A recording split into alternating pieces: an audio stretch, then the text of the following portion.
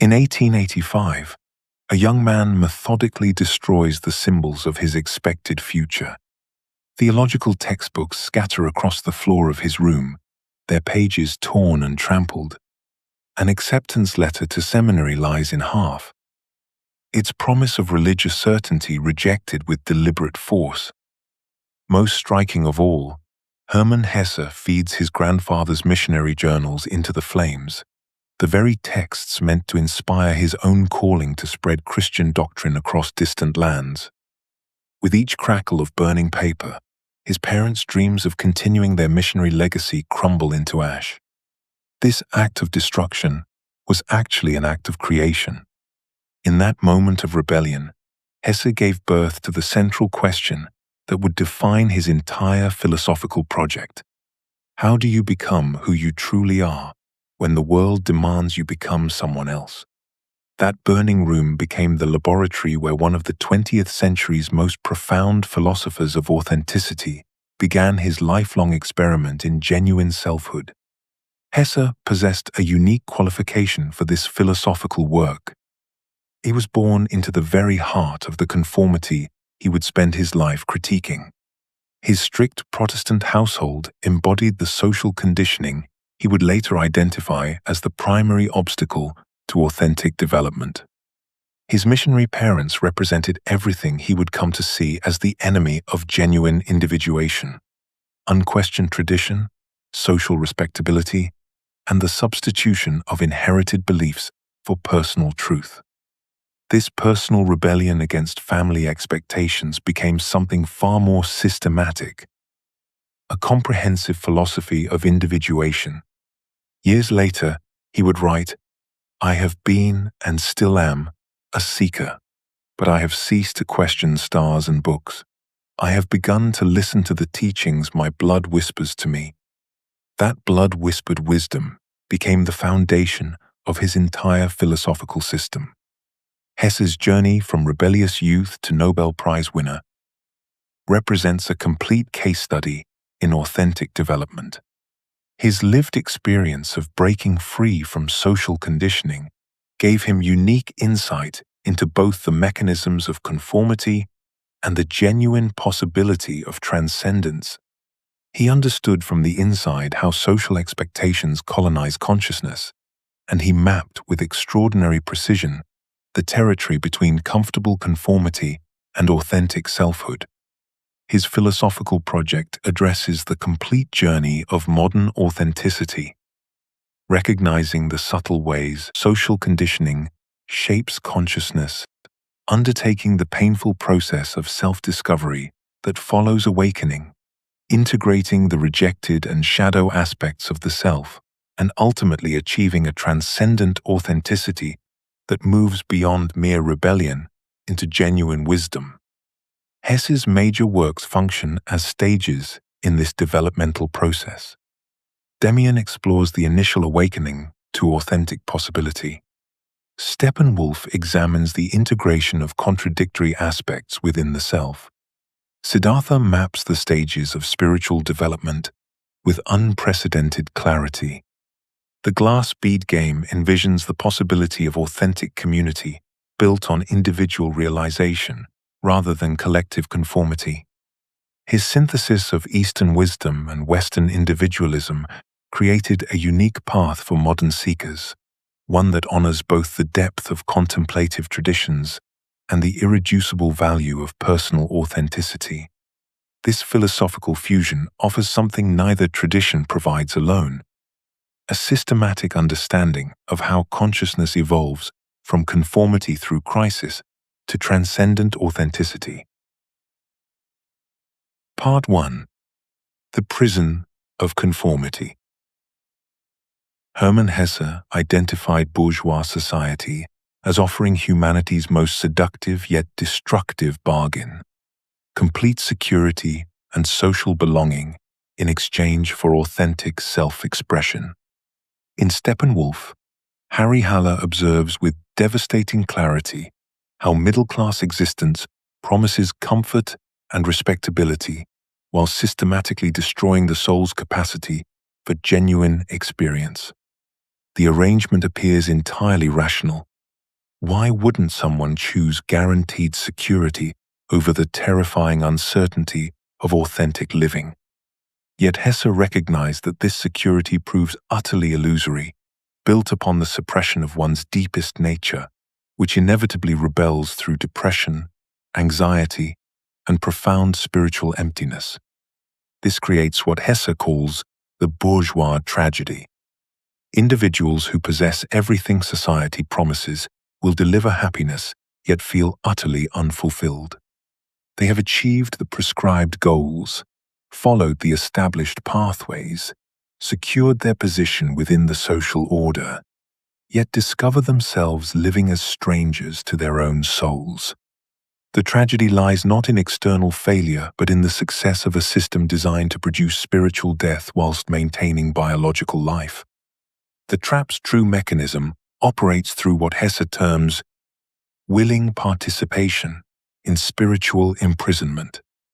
As he writes in Demian, the bird fights its way out of the egg. The egg is the world.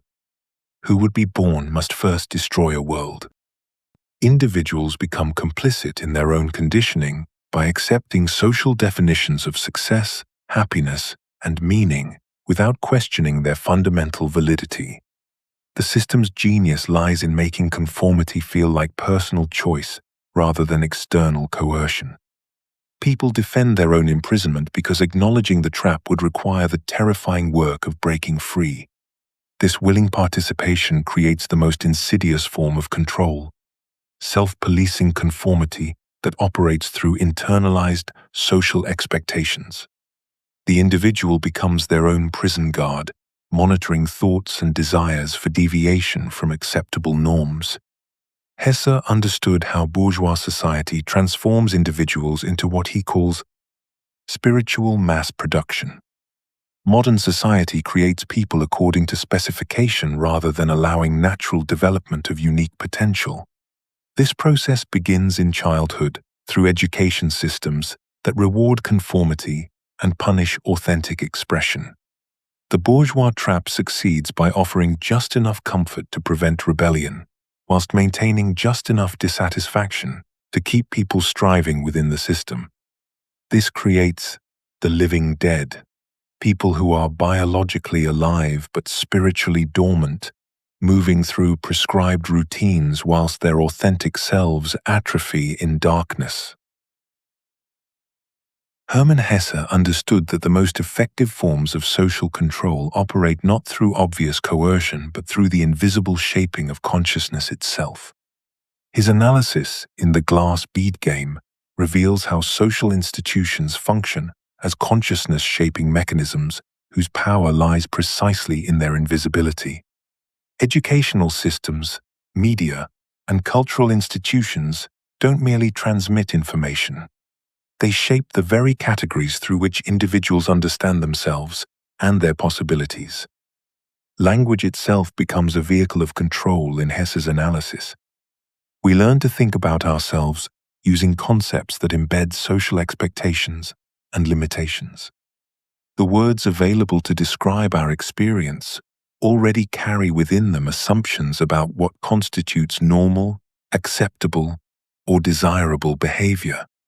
This creates what Hesse calls conceptual imprisonment, the inability to imagine alternatives to current social arrangements, because the language for thinking alternatives has been systematically eliminated. We cannot rebel against what we cannot conceptualize. Though writing before the digital age, Hesse's insights in Steppenwolf about mass media and cultural homogenization anticipate contemporary concerns about social media and constant connectivity.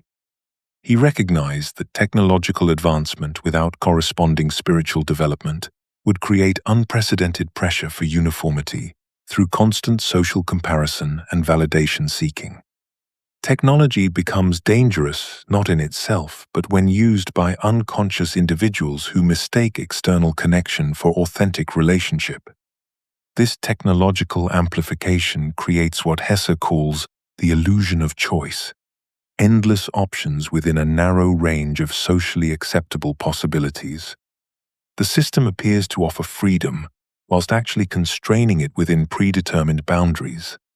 We can choose between countless products, entertainment options, or lifestyle brands, but the fundamental structure of our existence remains unquestioned.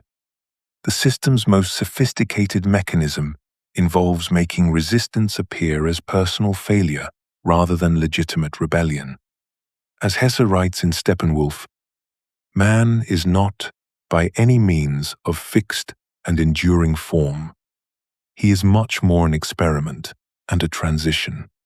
Yet, social control operates by pathologizing authentic responses to inauthentic conditions, labeling depression, anxiety, and alienation as individual problems rather than natural reactions to spiritual imprisonment. This isolates potential individualists and pressures them back into conformity through shame and self-doubt. The system maintains itself by convincing people that their dissatisfaction indicates personal inadequacy rather than the system's failure to support authentic human development. Those who feel the cage most acutely are told they need therapy, medication, or adjustment, never that the cage itself might be the problem. Hesse understood that conformity exacts a price so devastating that he called it spiritual death within physical life. This wasn't mere metaphor, but precise diagnosis.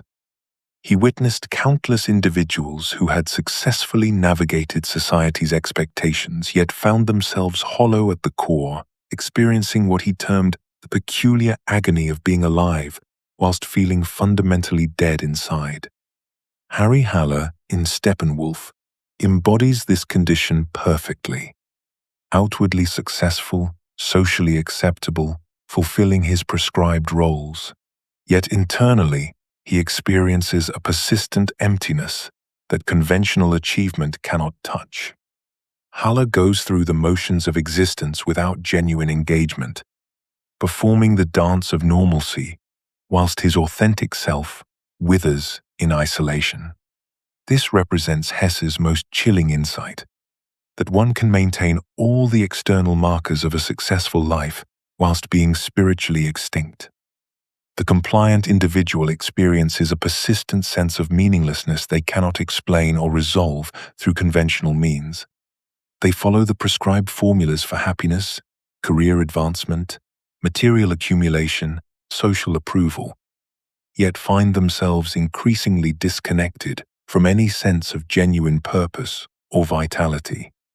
Hesse recognized this emptiness not as psychological disorder but as the soul's natural response to betraying its authentic nature. As he observed, every man is more than just himself. He also represents the unique, the very special, and always significant and remarkable point at which the world's phenomena intersect, only once in this way, and never again. Conformity violates this fundamental truth about human uniqueness, forcing the infinite complexity of individual being into standardized molds.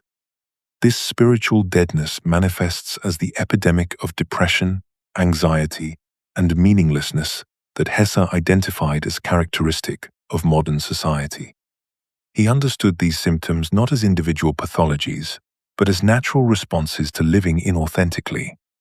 The compliant individual becomes increasingly disconnected from their own authentic desires, emotions, and creative impulses, creating a profound alienation from their essential nature. Conventional treatments often fail because they attempt to adjust the individual to inauthentic conditions rather than addressing the fundamental problem of spiritual imprisonment. This creates a vicious cycle. The more one tries to fix the symptoms of inauthenticity through conformist means, therapy focused on adjustment rather than authenticity, medications that mask rather than heal, self-help that reinforces rather than challenges social conditioning, the deeper the spiritual deadness becomes. Hesse's most tragic insight concerns how most people accept this diminished existence as normal, never realizing they have other options.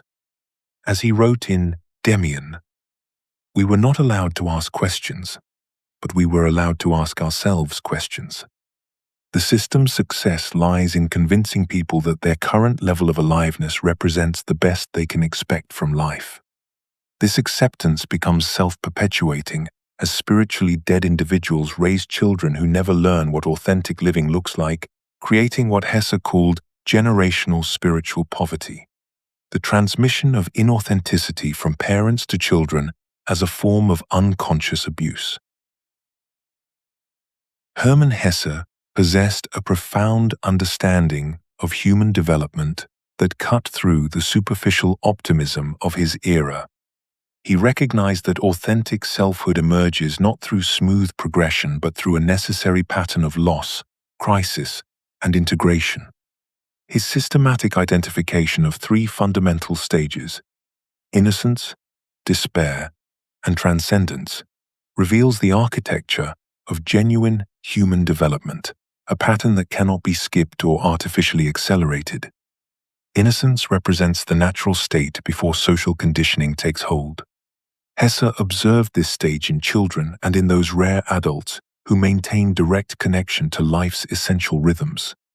This innocence manifests as spontaneity, unmediated response to experience, and unconscious authenticity. The individual moves through the world without the heavy overlay of social expectations and learned behaviors that will later constrain their natural responses. Yet Hesse understood a crucial paradox. This stage must be lost in order to be regained at a higher level. As he observed in Siddhartha, wisdom cannot be imparted.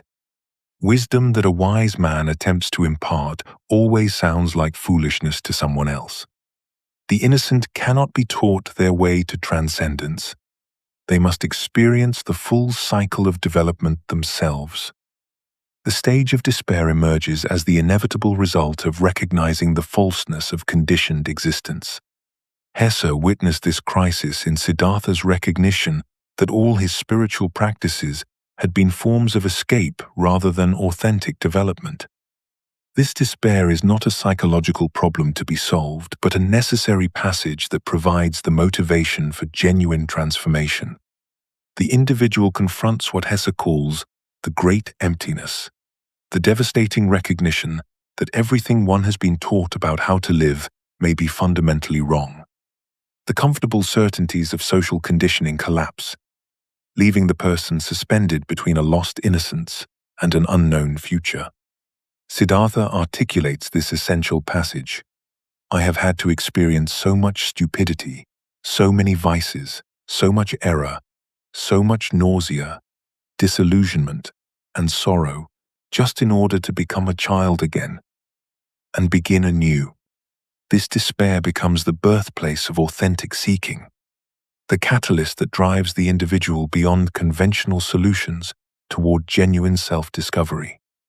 Transcendence represents the integration of innocence and experience, combining childlike authenticity with adult wisdom. Hesse dramatized this achievement in Siddhartha's final realization by the river, where he achieves what Hesse calls the smile of unity, the ability to embrace all aspects of existence without losing his authentic center. This stage involves developing what Hesse terms the art of living, the capacity to navigate life's complexities whilst maintaining inner truth. The transcendent individual has recovered their natural spontaneity but now possesses the wisdom that comes from having passed through the valley of despair. They can engage with society without being consumed by it, maintaining their authentic core whilst responding skillfully to external demands. Hesse recognized that transcendence is not a final achievement, but an ongoing practice of conscious, authentic living.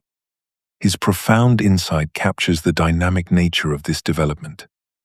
The way to innocence, to the uncreated, to God leads on, not back to the wolf or to the child, but ever further into sin, ever deeper into human life. The transcendent individual does not retreat from complexity but moves through it with conscious awareness, maintaining their authentic center whilst fully engaging with the human condition. Part 2. The Call to Awakening. The path to authenticity begins with what Hermann Hesse calls the moment of recognition, a sudden, often devastating realization that one's life feels fundamentally false and empty. This awakening arrives like a lightning strike, illuminating the hollow architecture of existence we've constructed around ourselves.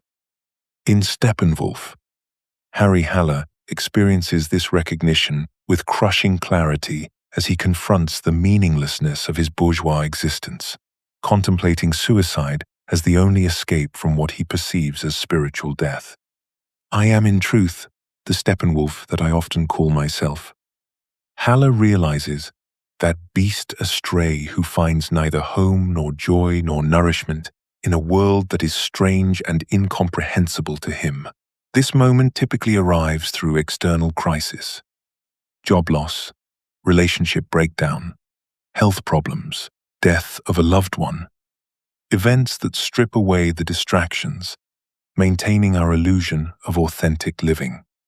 The comfortable routines that once provided meaning suddenly reveal themselves as elaborate performances, leaving us staring into an abyss of our own making. Yet Hesse understood this recognition as simultaneously devastating and liberating. Devastating because it reveals how much of our identity has been constructed by external forces rather than authentic choice. Liberating because it opens the possibility of genuine self-determination for the first time. The recognition involves learning to distinguish between conditioned responses and authentic feelings, a distinction most people never make in their entire lives. Hesse observed that we typically live on autopilot, automatically reacting based on social programming rather than conscious choice. The awakening individual begins to notice the gap between what they're supposed to feel and what they actually experience. This process often brings guilt and confusion as one realizes how much of their personality has been performance rather than genuine expression, creating what Hesse calls the crisis of identity, the terrifying but necessary recognition that we don't know who we really are beneath our social conditioning. This moment marks the beginning of what Hesse terms the journey inward, the process of discovering one's authentic nature beneath layers of societal expectations. In Endymion, the narrator's awakening occurs when he encounters someone who sees through social facades to essential truth, recognizing the possibility of living from one's deepest nature rather than external approval. This journey requires developing what Hesse calls the courage of self-examination, the willingness to look honestly at one's motivations, desires, and fears without the comfort of social validation. The only duty we have is to be ourselves, completely and honestly, he writes, establishing the foundation for the most difficult and important work any individual can undertake, the courage to question everything we've been taught about how to live. Hesse understood that genuine awakening begins with a radical act of intellectual and spiritual courage, the willingness to question everything one has accepted about how life should be lived. This questioning extends far beyond superficial social conventions to penetrate the deepest assumptions about morality, purpose, and success that shape human existence. When Siddhartha abandons his privileged position amongst the Brahmins, he demonstrates this fundamental courage. Despite their wisdom, despite their social reverence, despite the security their teachings provide, he recognizes that even the most exalted external authorities can become obstacles to authentic development. I have always thirsted for knowledge. I have always been full of questions, Siddhartha declares, revealing how genuine spiritual development demands perpetual inquiry rather than comfortable certainty. This questioning becomes terrifying precisely because it removes the psychological security of external guidance and places complete responsibility for life's direction upon the individual. Hesse saw how most people construct their identities around inherited beliefs, cultural expectations, and unconscious assumptions that have never been consciously examined. The courage to question requires what he calls the willingness to be wrong, the recognition that one's entire worldview, lifestyle, and value system may be fundamentally misguided. The ego resists this process because questioning threatens the constructed identity that provides psychological stability. Yet authentic questioning involves examining not merely what one believes, but why one believes it, tracing every conviction back to its source in family conditioning, social programming, or unconscious inheritance. This level of inquiry reveals how little of what people consider their own identity actually represents conscious choice. Most individuals avoid such questioning because it exposes what Hesse calls the terror of freedom, the overwhelming responsibility that accompanies recognizing one's power to choose authentically. The comfortable illusion that external authorities can provide life's direction dissolves, leaving the individual face to face with their own capacity for self-determination. This courage cannot be taught or imposed from outside, but must arise from within as an expression of the soul's demand for truth. Demian serves as catalyst, awakening questioning in others whilst refusing to provide ready-made answers, understanding that authentic development cannot be transferred but only inspired. This courage often emerges through what Hesse calls holy dissatisfaction, a growing inability to tolerate the gap between one's authentic nature and conditioned existence, until the inner demand for truth becomes stronger than fear itself.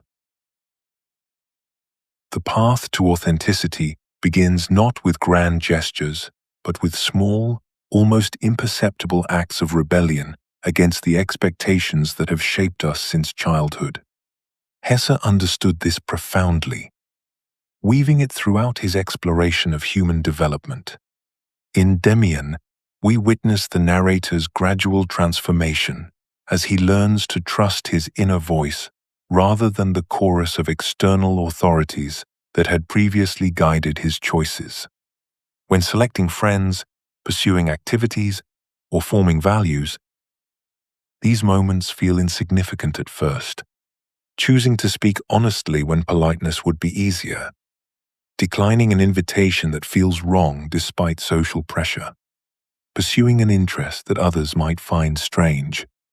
Yet Hesse recognized that authentic development happens precisely through such accumulated small choices rather than dramatic gestures. Each decision to honor inner wisdom over external expectation creates momentum toward greater self-discovery. As he wrote in Demian, each man had only one genuine vocation: to find the way to himself. These initial acts of authenticity begin revealing aspects of oneself that have been suppressed by years of social conditioning, like archaeological layers slowly exposed to light. This process inevitably involves learning to tolerate uncertainty and discomfort as one moves away from the security of conformity. Siddhartha demonstrates this repeatedly, willingly leaving comfortable but inauthentic situations throughout his journey. He abandons the Brahmins, leaves the ascetics, walks away from wealth and pleasure. Hesse understood that the transition from conformity to authenticity necessarily involves a period of disorientation as old patterns dissolve before new ones emerge. The familiar landmarks of external validation disappear, leaving one temporarily without clear direction. This discomfort is not a sign of wrong choices but a natural part of authentic development. Hesse called it learning to have faith in the process. Trust that following one's inner truth will lead to meaningful outcomes even when the path remains unclear. The uncertainty becomes a teacher, forcing individuals to develop their capacity for authentic navigation rather than relying on predetermined routes. This skill proves crucial for authentic living, as genuine selfhood cannot be achieved through following someone else's map. What emerges from these first steps is what Hesse calls the momentum of authenticity. Each authentic choice makes the next one easier and more natural.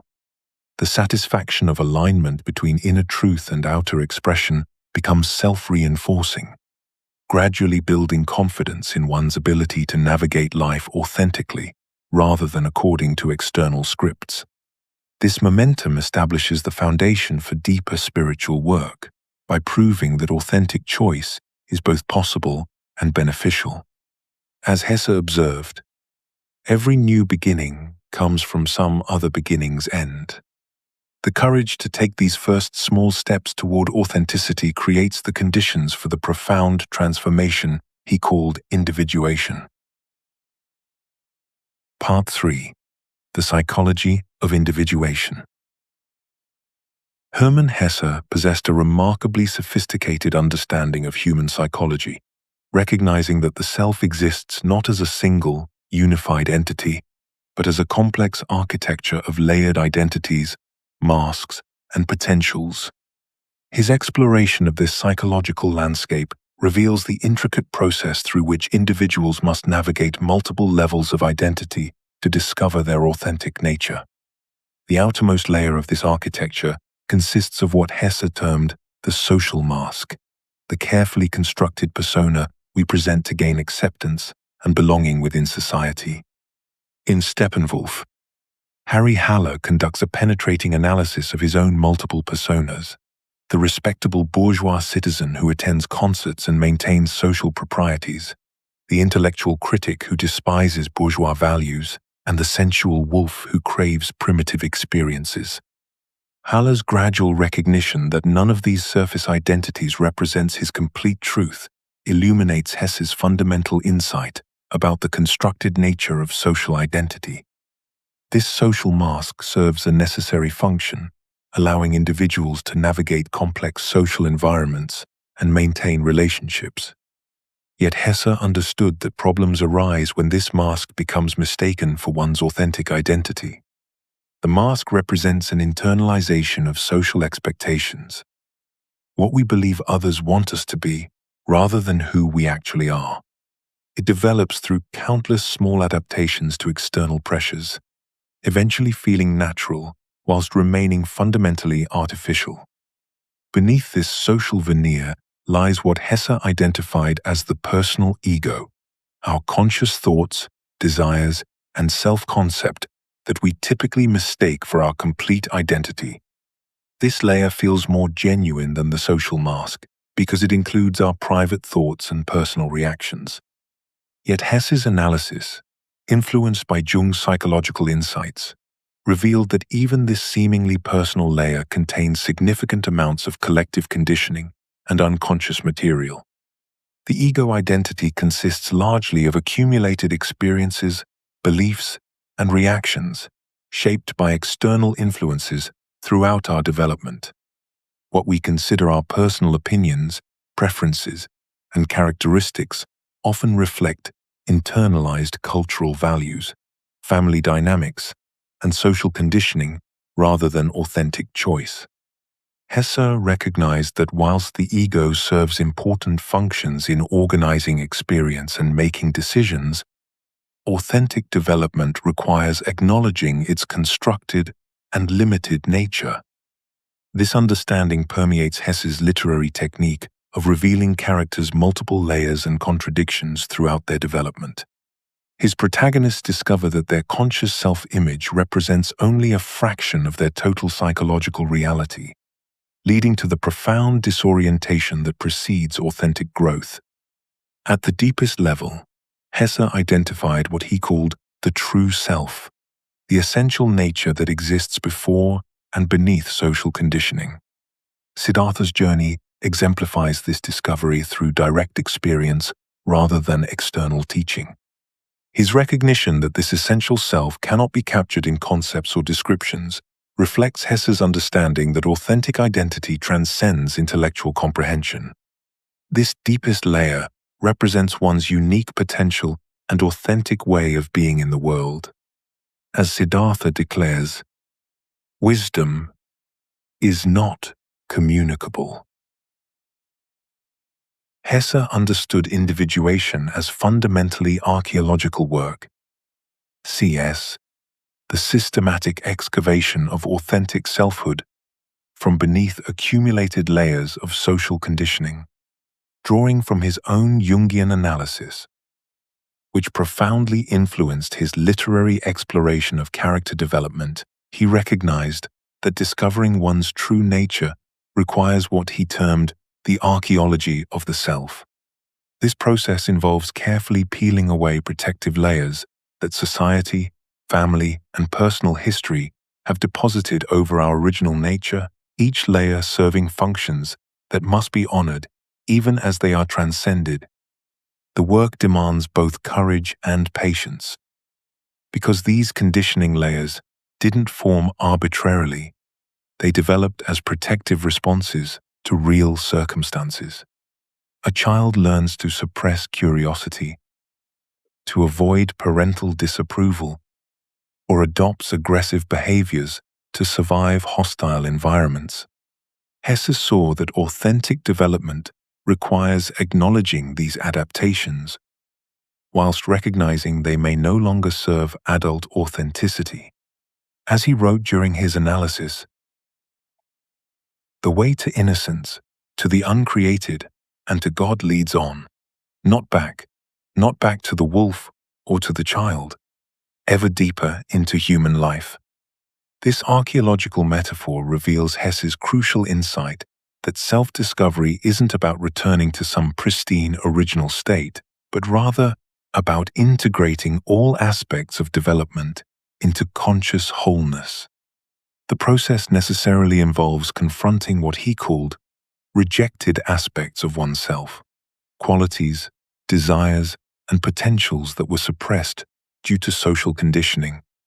Harry Haller's integration of his wolf nature in Steppenwolf exemplifies this work. Haller initially experiences his sensual, instinctual side as completely opposed to his intellectual, spiritual aspirations. Through the novel's development, he discovers that authentic wholeness requires embracing, rather than eliminating, these contradictory aspects of personality. Hesse understood, influenced by his friendship with Jung, that rejected aspects don't disappear when suppressed. They continue influencing behavior unconsciously, often in destructive ways. The suppressed sensualist becomes compulsively ascetic. The denied intellectual becomes anti-intellectual. Integration involves neither suppressing these aspects nor acting them out unconsciously, but rather acknowledging them and finding constructive ways to express their underlying energy. This shadow work becomes essential for authentic development because it prevents the unconscious sabotage that occurs when significant aspects of personality remain unintegrated. The discrimination required for this work involves learning to distinguish between desires imposed by society and those arising from genuine nature. Siddhartha's systematic exploration of different lifestyles, asceticism, sensuality, commerce, demonstrates this discriminating process. Through each phase, he develops what Hesse calls inner listening, the capacity to sense authentic responses beneath conditioned reactions. This isn't about rejecting all social influence, but about developing sufficient self-awareness to choose consciously which influences to embrace and which to transcend. Siddhartha's realization captures the essence of this developed discrimination. I can think. I can wait. I can fast. These capacities represent mastery over immediate impulses that allows space for authentic response to emerge. Yet Hesse recognized this discrimination as ongoing work rather than a one-time achievement, requiring continuous attention and refinement as circumstances evolve and deeper layers of conditioning become visible. Hermann Hesse's most radical insight into authentic selfhood centers on a profound recognition that wholeness requires integrating seemingly contradictory aspects of human nature rather than choosing between them. In Steppenwolf, Harry Haller embodies this central struggle as he confronts the civilized, intellectual dimension of his personality alongside his wild, instinctual wolf self. Hesse reveals through Halle's journey that authentic development demands embracing both aspects rather than eliminating either. This integration challenges conventional morality's false dichotomies, MO, spirit versus flesh, reason versus emotion, good versus evil, that fragment human experience and prevent genuine self-realization.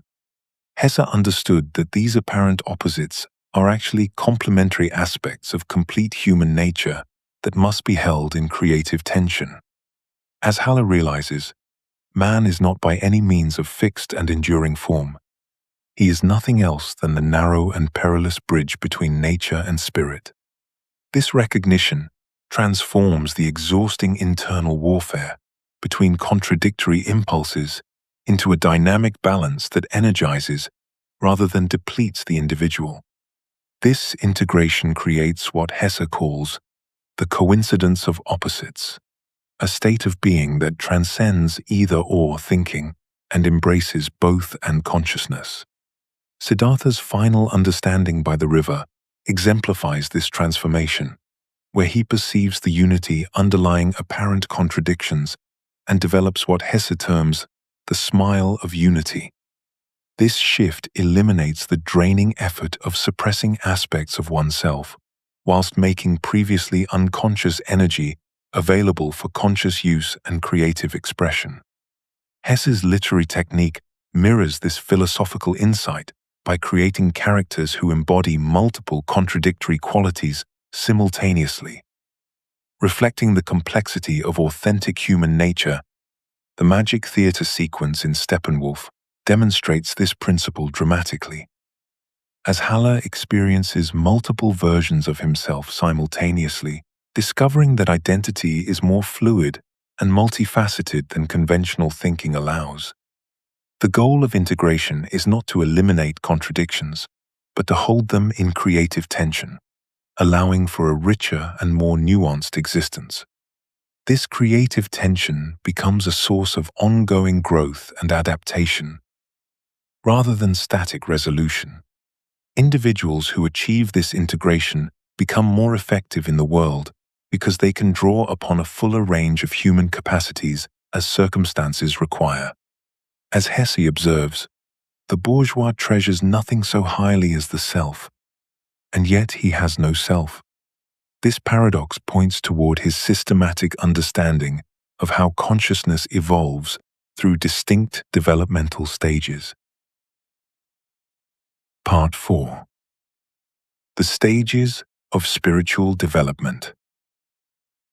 Hesse recognized innocence as humanity's original spiritual condition, but rather an integrated mode of being where action flows directly from essence, without the interference of conceptual thought. In young Siddhartha's early years, we witness this natural state in its purest form, a child experiencing immediate unity with his environment, acting from authentic impulse, without self-consciousness or analytical interference.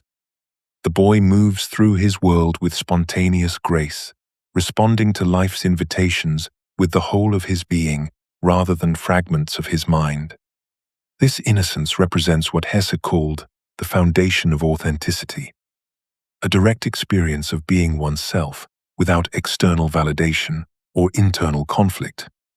Children naturally express their authentic nature until social conditioning teaches them to suppress spontaneous responses in favor of socially acceptable behavior. Watch a child laugh, cry, or express wonder, and you witness pure authenticity in action. There exists no gap between feeling and expression, no calculated performance designed to meet others' expectations. The child simply is, and in that being discovers the fundamental truth that will later require lifetimes to recover. Hesse understood that this original authenticity serves as both the starting point and ultimate goal of spiritual development, though it must inevitably be lost and regained at a higher level of consciousness. 肖于今号 Ling 5# is greater than. He had begun to suspect that his venerable father and his other teachers, that the wise Brahmins had already revealed to him the most and best of their wisdom. Siddhartha reflects, recognizing that his inherited innocence, whilst genuine, lacks the depth that comes through conscious development. The young man senses that remaining within the protective boundaries of his father's house would preserve his innocence but prevent the development of wisdom that emerges only through direct encounter with life's contradictions. This tension reveals Hesse's crucial insight. Innocence must eventually be transcended through conscious development, rather than preserved through unconscious avoidance of growth. Adults who maintain childlike wonder and directness despite accumulating knowledge and responsibility often become natural teachers and healers because they embody the integrated state others desperately seek to achieve. Yet attempting to maintain innocence artificially, refusing to engage with life's complexities and moral ambiguities, leads to spiritual stagnation and ultimately to a false innocence that lacks authentic depth. True spiritual maturity involves returning to innocence after passing through experience, creating what Hesse termed conscious innocence, or the second naivety. This represents innocence enriched by wisdom, spontaneity informed by understanding, authenticity deepened by having encountered and integrated its opposite. Wisdom cannot be imparted. Hesse observed, wisdom that a wise man attempts to impart always sounds like foolishness to someone else. The innocent state cannot be preserved through instruction or protection. It must be lost, mourned, and consciously reclaimed through the individual's own journey through experience and suffering. The seeds of all later spiritual development lie embedded within this initial innocence, waiting to unfold through the inevitable confrontation with life's contradictions that marks the transition into the second stage of human development. Despair emerges when the individual recognizes the gap between their conditioned existence and their authentic nature, creating what Hesse calls the great crisis of meaning. This recognition strikes with devastating clarity. Everything one has accepted as meaningful suddenly reveals itself as hollow construction. Siddhartha experiences this profound disillusionment when he realizes that all his spiritual practices, meditation, fasting, study, have been forms of escape rather than authentic development, leaving him more distant from truth than when he began. His years of disciplined seeking have created not enlightenment but sophisticated self-deception. This stage involves confronting what Hesse terms the falseness of everything. The individual sees through the comfortable narratives that once provided structure and meaning.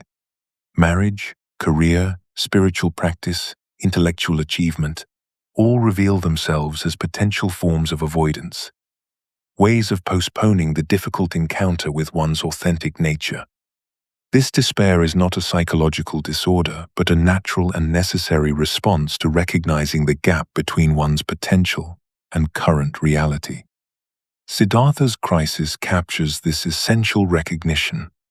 I have had to experience so much stupidity, so many vices, so much error, so much nausea, disillusionment, and sorrow, just in order to become a child again and begin anew.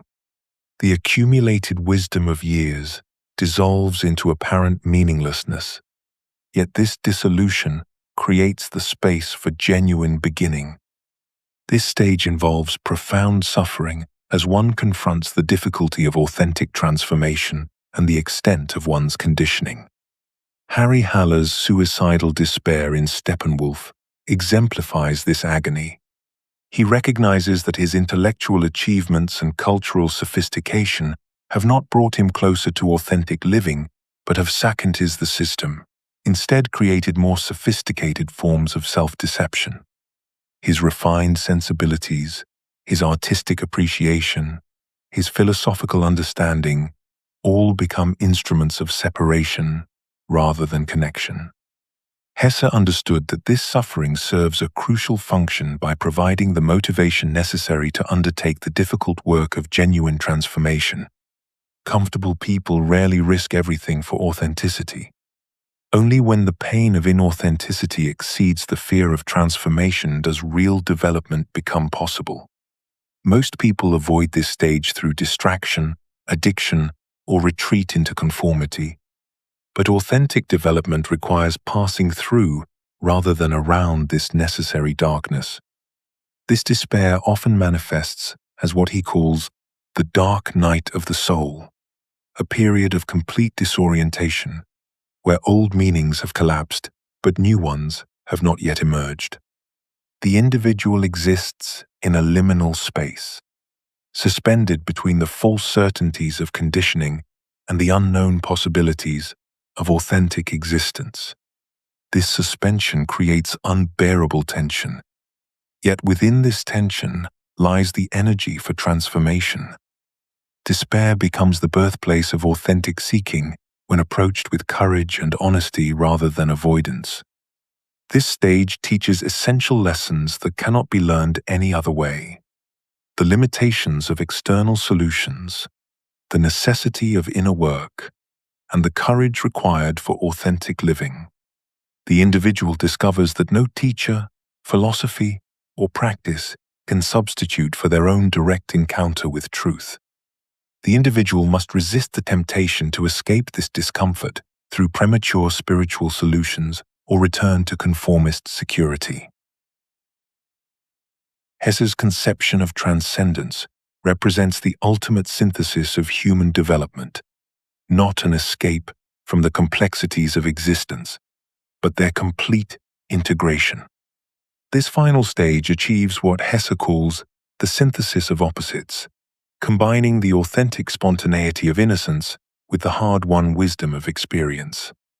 In Siddhartha's final realization by the river, we witness what Hesse terms the smile of unity, that profound capacity to embrace all aspects of existence without losing one's authentic center or becoming cynical about human nature. This transcendent state involves developing what Hesse calls the art of living, the remarkable ability to navigate life's inevitable complexities whilst maintaining inner truth and spontaneous responsiveness. Transcendence, for Hesse, is not withdrawal from the world, but rather full engagement with life from a place of integrated consciousness. When Siddhartha achieves his final understanding, he recognizes a fundamental truth about wisdom itself. Wisdom is not communicable. The wisdom which a wise man tries to communicate always sounds foolish. This insight reveals that transcendence cannot be taught directly, but must be lived and discovered through authentic experience. The transcendent individual learns to live authentically within society without being controlled by social expectations or trapped in reactive rebellion against them.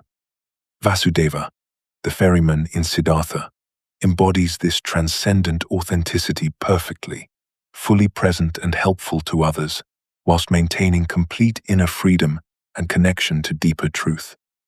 Hesse understood that this integration allows individuals to participate in social life, whilst remaining centered in their authentic nature, creating what he calls conscious participation, engaging with social roles and responsibilities as conscious choices rather than unconscious compulsions. This conscious engagement transforms how transcendent individuals serve others. No longer driven by personal needs for validation or security, they can respond to situations with genuine clarity and effectiveness. Their authenticity becomes a gift to the world rather than a burden or source of conflict. Hesse's crucial insight reveals that transcendence is not a final achievement but an ongoing practice of conscious, authentic living that must be renewed moment by moment. This stage involves what he calls dynamic equilibrium, continuously balancing inner truth with outer circumstances, individual needs with collective responsibilities, spiritual insight with practical effectiveness. This ongoing practice prevents spiritual stagnation and maintains the flexibility necessary for continued growth and adaptation. Individuals who achieve this stage become what Hesse terms bridges between worlds, able to translate spiritual insights into practical wisdom and help others navigate their own developmental journey.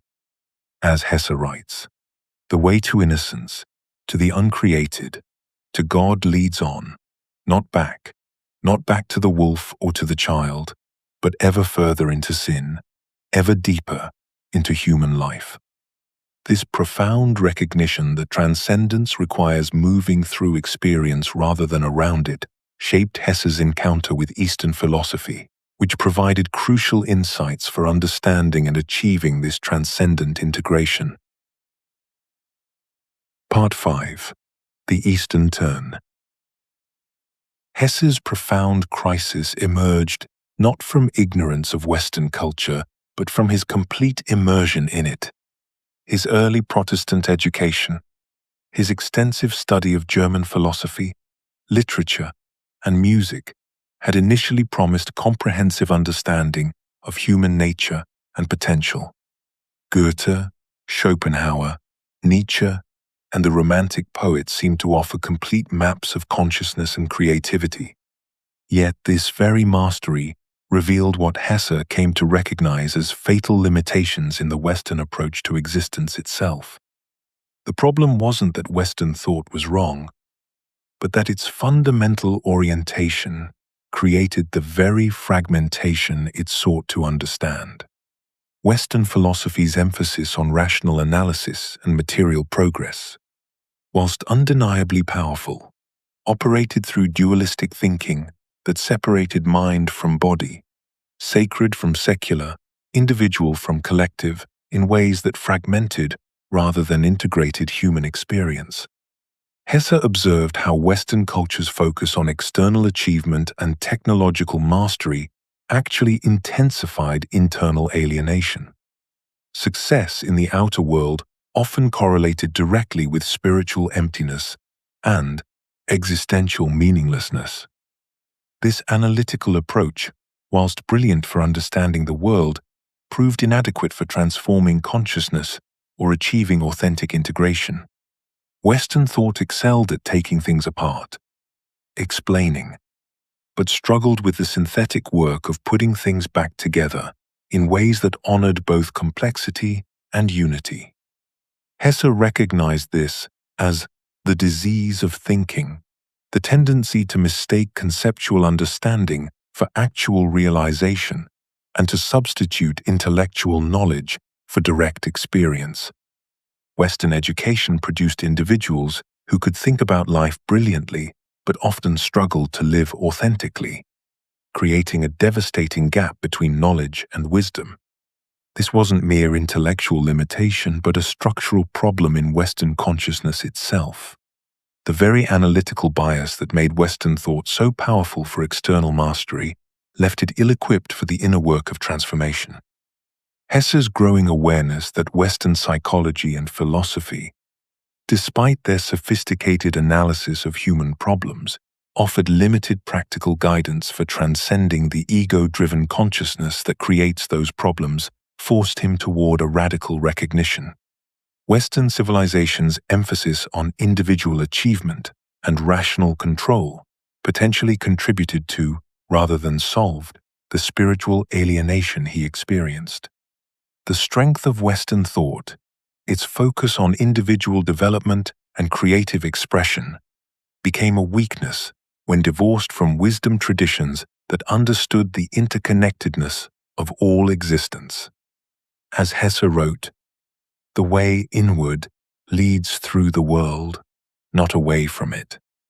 This insight demanded exploration of philosophical traditions that had developed precisely the synthetic, transformative methods Western thought seemed to lack.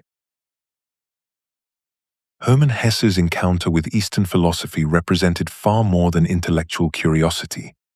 It provided him with transformative concepts that Western thought had failed to adequately develop. His deep study of Buddhist and Hindu texts revealed philosophical frameworks that addressed the very problems his Western education had left unresolved. The Eastern concept of non-duality, the fundamental interconnectedness of all existence, offered a radical alternative to the subject-object dualism that dominated Western thinking. This transformation appears most clearly in Siddhartha, where the protagonist discovers that the separation between self and world, sacred and ordinary, exists only as conceptual construction rather than absolute reality. Hesse recognized that the Eastern understanding of Maya, the illusory nature of perceived reality, illuminated how many problems Western thought attempts to solve are actually created by the dualistic thinking that sees them as problems in the first place. The river teaches Siddhartha. The river has taught me to listen. You will learn from it too. The river knows everything. One can learn everything from it. This wisdom transcends the analytical separation between knower and known that characterizes Western epistemology. Buddhist insights about suffering, attachment, and liberation provided Hesse with practical methods for transcending social conditioning and ego-driven consciousness. The Four Noble Truths illuminated the precise mechanism by which desire and attachment create suffering, offering systematic approaches to the spiritual freedom he sought. The Buddhist understanding of the ego's illusory nature aligned perfectly with his psychological insights about identity's constructed character. Unlike Western philosophy's theoretical discussions of the self, Eastern traditions offered direct methods: meditation, mindfulness, detached observation, for actually observing and transcending conditioned patterns of thought and reaction. Hindu concepts of dharma and self-realization provided frameworks for authentic living that complemented rather than contradicted his Western emphasis on individual development. Where Western individualism often became isolated self-assertion, Eastern wisdom revealed individualism as the discovery of one's true nature within the larger cosmic order. Taoist principles of wu-wei, effortless action, and harmony with natural rhythms offered alternatives to Western striving and control that profoundly influenced Hesse's understanding of authentic living. The Taoist emphasis on flowing with, rather than fighting against life's natural patterns, appears throughout his later works, particularly in Vasudeva, the ferryman, who embodies effortless wisdom. Taoist concepts of balance and the integration of opposites provided philosophical support for his psychological insights about embracing rather than eliminating contradictory aspects of human nature. Eastern wisdom traditions offered what Western thought often lacked: practical methods for achieving the integration and transcendence that Western philosophy could describe but not necessarily deliver. As the Tao Te Ching taught him, the sage does not attempt anything very big, and thus achieves greatness. This wisdom would prove essential as Hesse began synthesizing Eastern insights with Western values and perspectives. Hesse's approach to integrating Eastern wisdom with Western individualism reveals a sophisticated philosophical position that transcends simple cultural borrowing. Rather than rejecting Western culture wholesale in favor of Eastern alternatives, he recognized that authentic spiritual development required a careful synthesis that honored the essential insights of both traditions whilst avoiding their respective limitations. His understanding emerged from direct experience with Eastern practices, combined with deep appreciation for Western creativity and individual responsibility. The danger Hesse identified in wholesale adoption of Eastern practices lay in what he termed spiritual materialism, MCA, the tendency to collect spiritual techniques without understanding their cultural context or deeper purpose.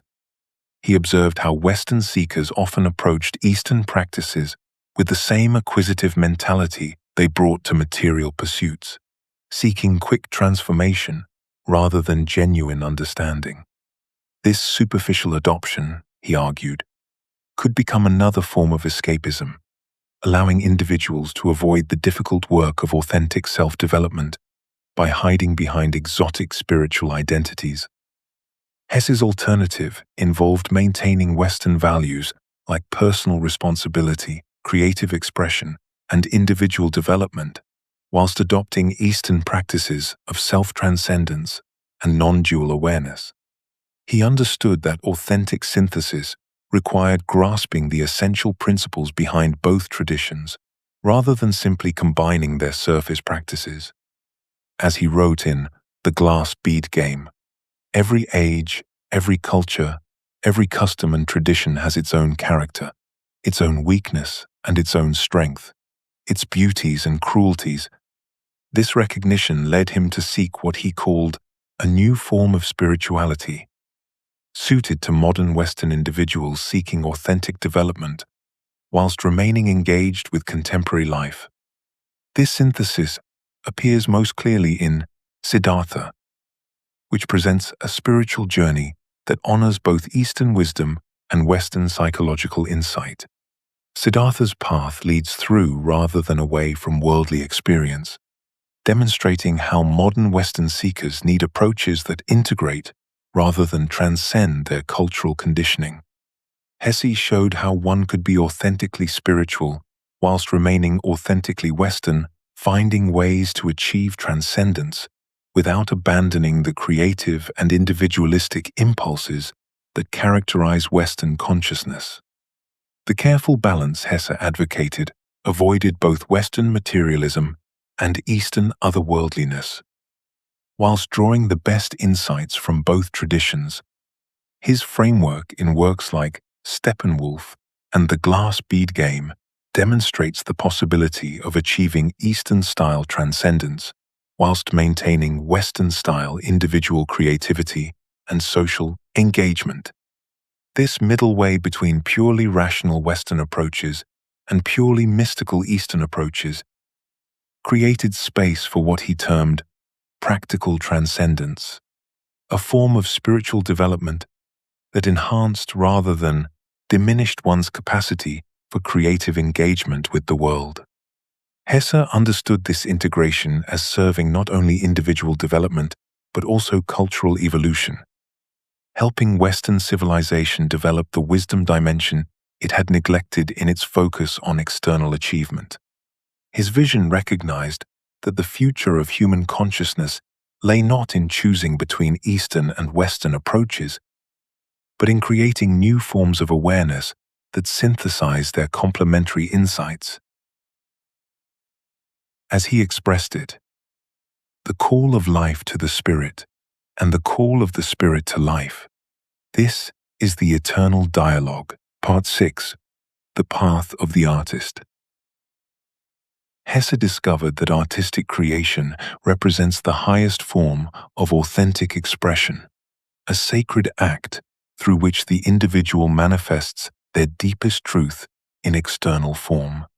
His own experience as a writer became his primary laboratory for spiritual development, revealing how the creative process demands access to the most hidden chambers of the self.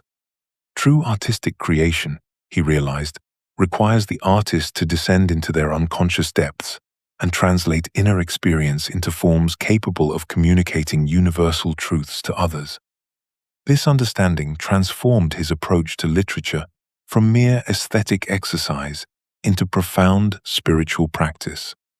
The act of writing became what he called active meditation, a process that transforms the artist by compelling them to confront and integrate previously unconscious material.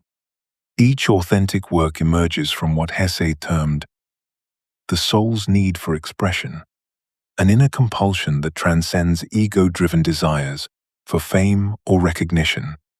As he declared, every true work of art is a confession, and every confession is a work of art.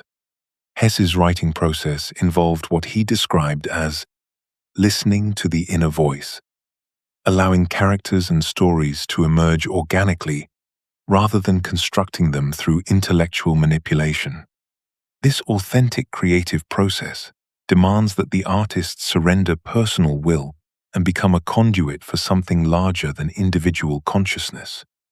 The artist serves as what he calls a bridge between worlds, translating spiritual insights into forms accessible to others who may lack direct access to such revelations themselves. The creative process becomes spiritual discipline, developing the artist's capacity for authentic perception and expression. Creating genuine art requires the same qualities essential for spiritual development: unflinching honesty, moral courage, infinite patience, and willingness to confront uncomfortable truths about oneself and the world. Hesse understood the artist's work as involving the transformation of suffering into beauty, taking personal anguish and universal human struggles and transmuting them into forms that illuminate rather than merely express that suffering. This transformative process serves both individual development and collective human need for meaning and transcendence. Art becomes contemplation of existence in a state of grace, revealing hidden connections and deeper truths that ordinary consciousness cannot perceive. Through this sacred labor, the authentic artist develops not only their craft, but their capacity for spiritual insight, making artistic practice indistinguishable from the path of self-realization itself. Hermann Hesse understood with painful clarity that authentic artistic expression exists in fundamental tension with social acceptance. This tension was not theoretical for him. It emerged from his lived experience of criticism and profound misunderstanding. When Steppenwolf appeared, readers fixated on its apparent nihilism whilst missing entirely its spiritual message of transformation through embracing one's contradictions. This reception revealed something essential about the artist's predicament. Society demands art that confirms its existing beliefs, rather than art that challenges its comfortable assumptions. Hesse recognized that this tension is not accidental, but essential to art's true function. Art that merely decorates existing worldviews serves society's desire for comfort, but abandons art's transformative power. The artist's task is to take from the chaos of life the few significant things and to give them form. He wrote in The Artist and Psychoanalysis. This forming process necessarily involves selecting truths that society often prefers to avoid or deny. The authentic artist becomes a revealer of hidden realities, making visible what conventional perception overlooks or suppresses. Yet this creates a painful paradox that Hesse explored throughout his work. The artist needs society as both audience and material. Art emerges from human experience and seeks human connection. But this same society exerts constant pressure to create what sells rather than what truth demands. Commercial success requires producing work that confirms popular prejudices, whilst authentic creation demands following inner necessity regardless of market response. Hesse witnessed how this pressure corrupts the artistic process. Artists face a continuous choice between external success and inner integrity. Most eventually compromise their authentic vision, creating work that gains approval but loses its essential truth-telling power. The few who resist often face poverty and isolation, testing whether their commitment to authenticity can survive social punishment and economic hardship. Hesse's resolution of this dilemma emerged from his understanding that the artist's primary responsibility is to their inner vision. Paradoxically, artists serve society best by refusing to serve its immediate desires. Authentic art often appears irrelevant or disturbing to contemporary audiences, but proves its value over time by preserving essential human truths that transcend particular historical moments. What seems like artistic rebellion against society actually represents the deepest form of service. Excess, maintaining access to truths that society needs but cannot yet accept. This requires what Hesse called holy indifference to social approval, whilst maintaining compassion for human suffering and commitment to truth-telling. The artist must develop tremendous inner strength and spiritual discipline. The artist is not a person endowed with free will who seeks his own ends, Hesse observed, but one who allows art to realize its purposes through him. This surrender to artistic truth creates the possibility for genuine revelation, transforming both creator and audience through encounter with hidden realities that conventional perception cannot access alone. Hesse understood the creative process as fundamentally transformative, demanding that the artist confront and integrate unconscious material that would otherwise remain hidden.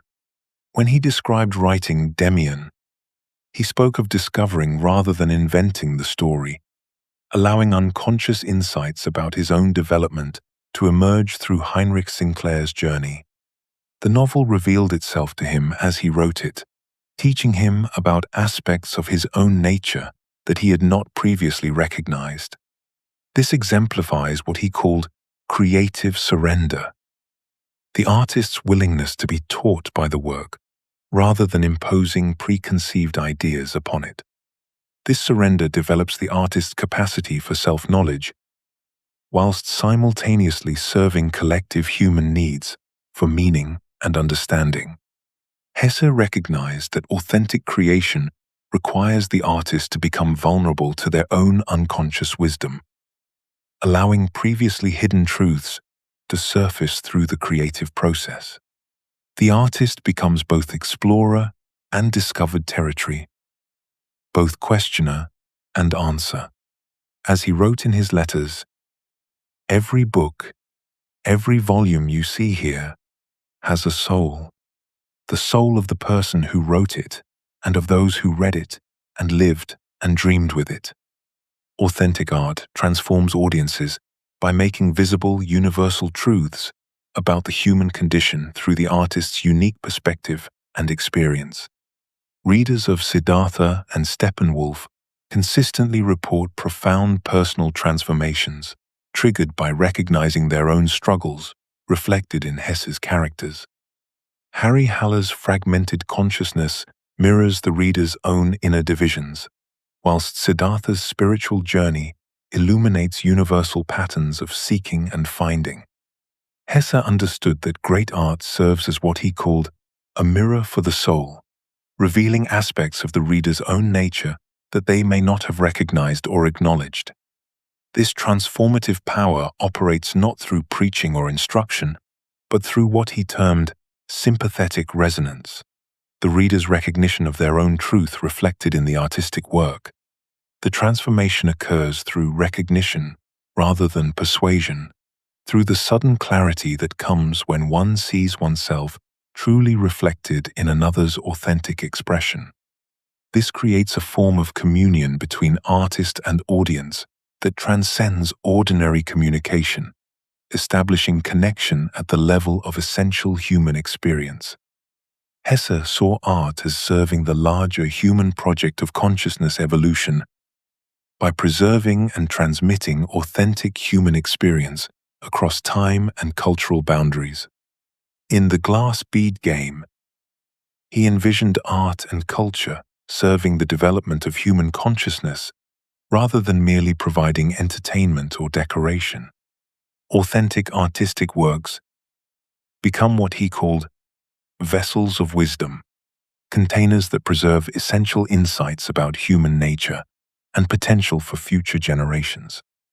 The artist's work thus becomes a form of service to human evolution, contributing to the collective project of developing more conscious and authentic ways of being human.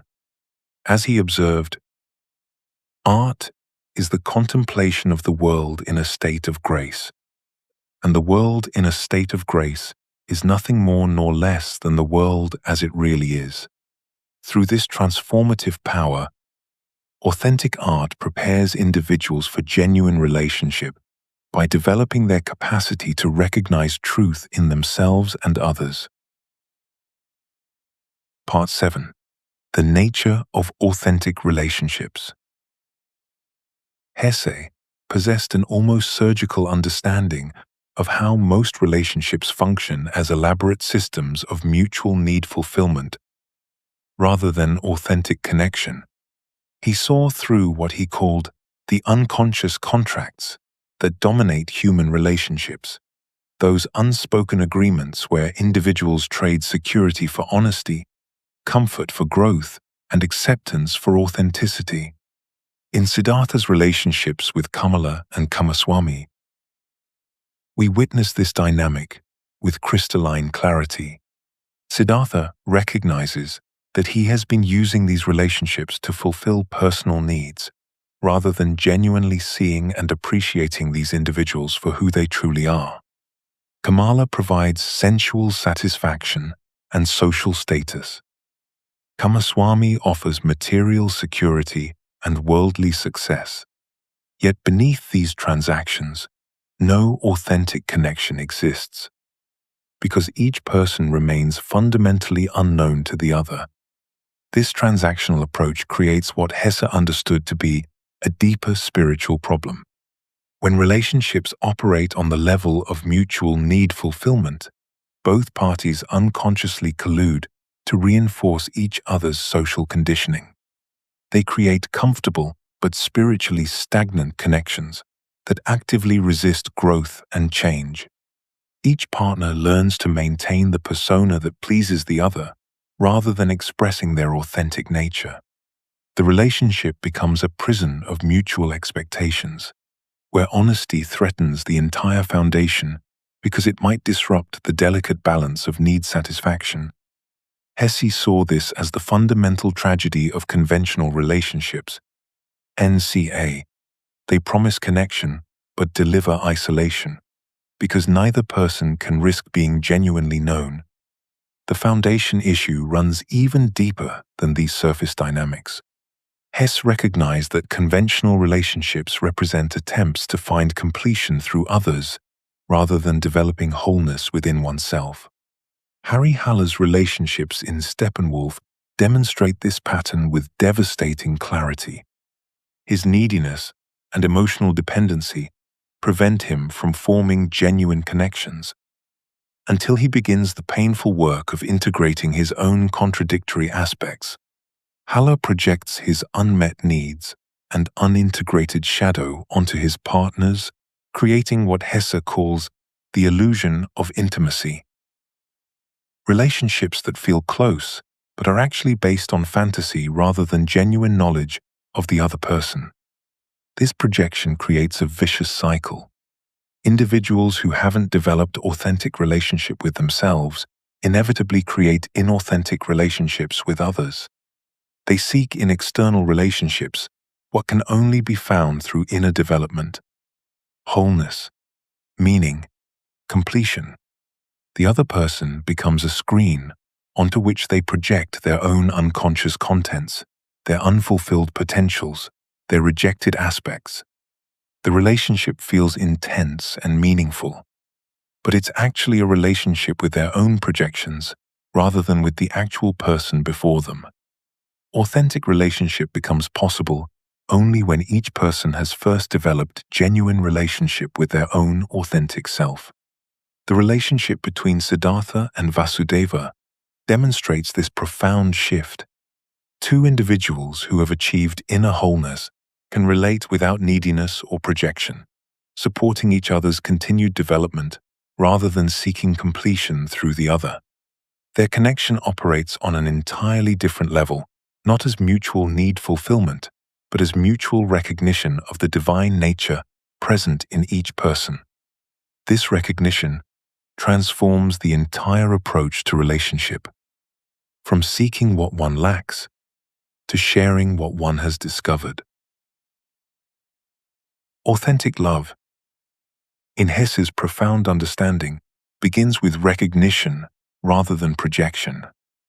the rare capacity to perceive and celebrate the true self in another person, rather than attempting to reshape them according to one's own needs or expectations. This recognition appears most clearly in the relationship between the narrator and Demian, where Demian consistently sees and calls forth the narrator's authentic potential, rather than trying to mold him according to external standards or social conventions. Demian's love operates as a kind of spiritual midwifery, helping to birth what already exists within the narrator, rather than imposing foreign elements from without. This recognition requires seeing beyond social roles and surface personalities to what Hesse calls the eternal in the other, their essential spiritual nature and unique developmental potential.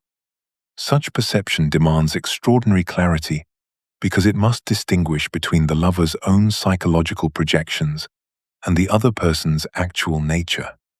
Most relationships, Hesse observed, consist largely of mutual projection, where individuals fall in love with their own fantasies rather than encountering another consciousness.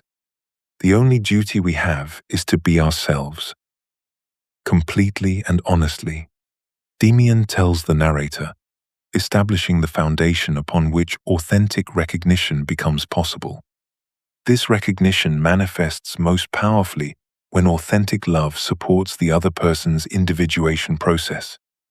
Even when it creates temporary distance or conflict, understanding that genuine care involves wanting the other to become fully themselves rather than wanting them to remain comfortable or familiar. Siddhartha's relationship with his son exemplifies this paradox. His love requires allowing the young man to make his own mistakes and find his own path, rather than protecting him from necessary experiences. Siddhartha must practice what Hesse calls loving detachment, caring deeply, whilst not being attached to specific outcomes or attempting to control the other's development. This approach often appears less loving to conventional thinking, which equates love with protection, possession, or control. Yet Hesse understood that such conventional love actually serves the lover's need for security rather than the beloved's authentic development. True love creates space for growth, even when that growth leads away from the relationship itself.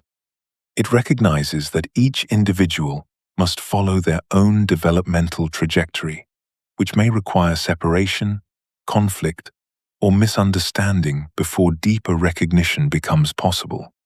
Such love remains rare because it demands that both individuals be willing to grow and change rather than seeking security in stagnation or familiar patterns.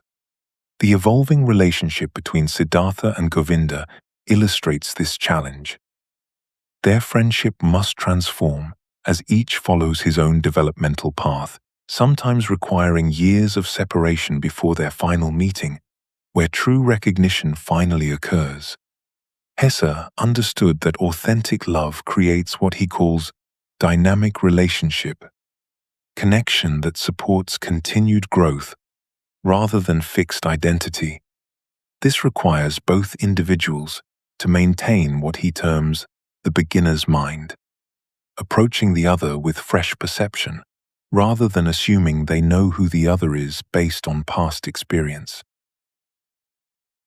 Hesse's philosophy reveals a profound paradox at the heart of authentic relationship.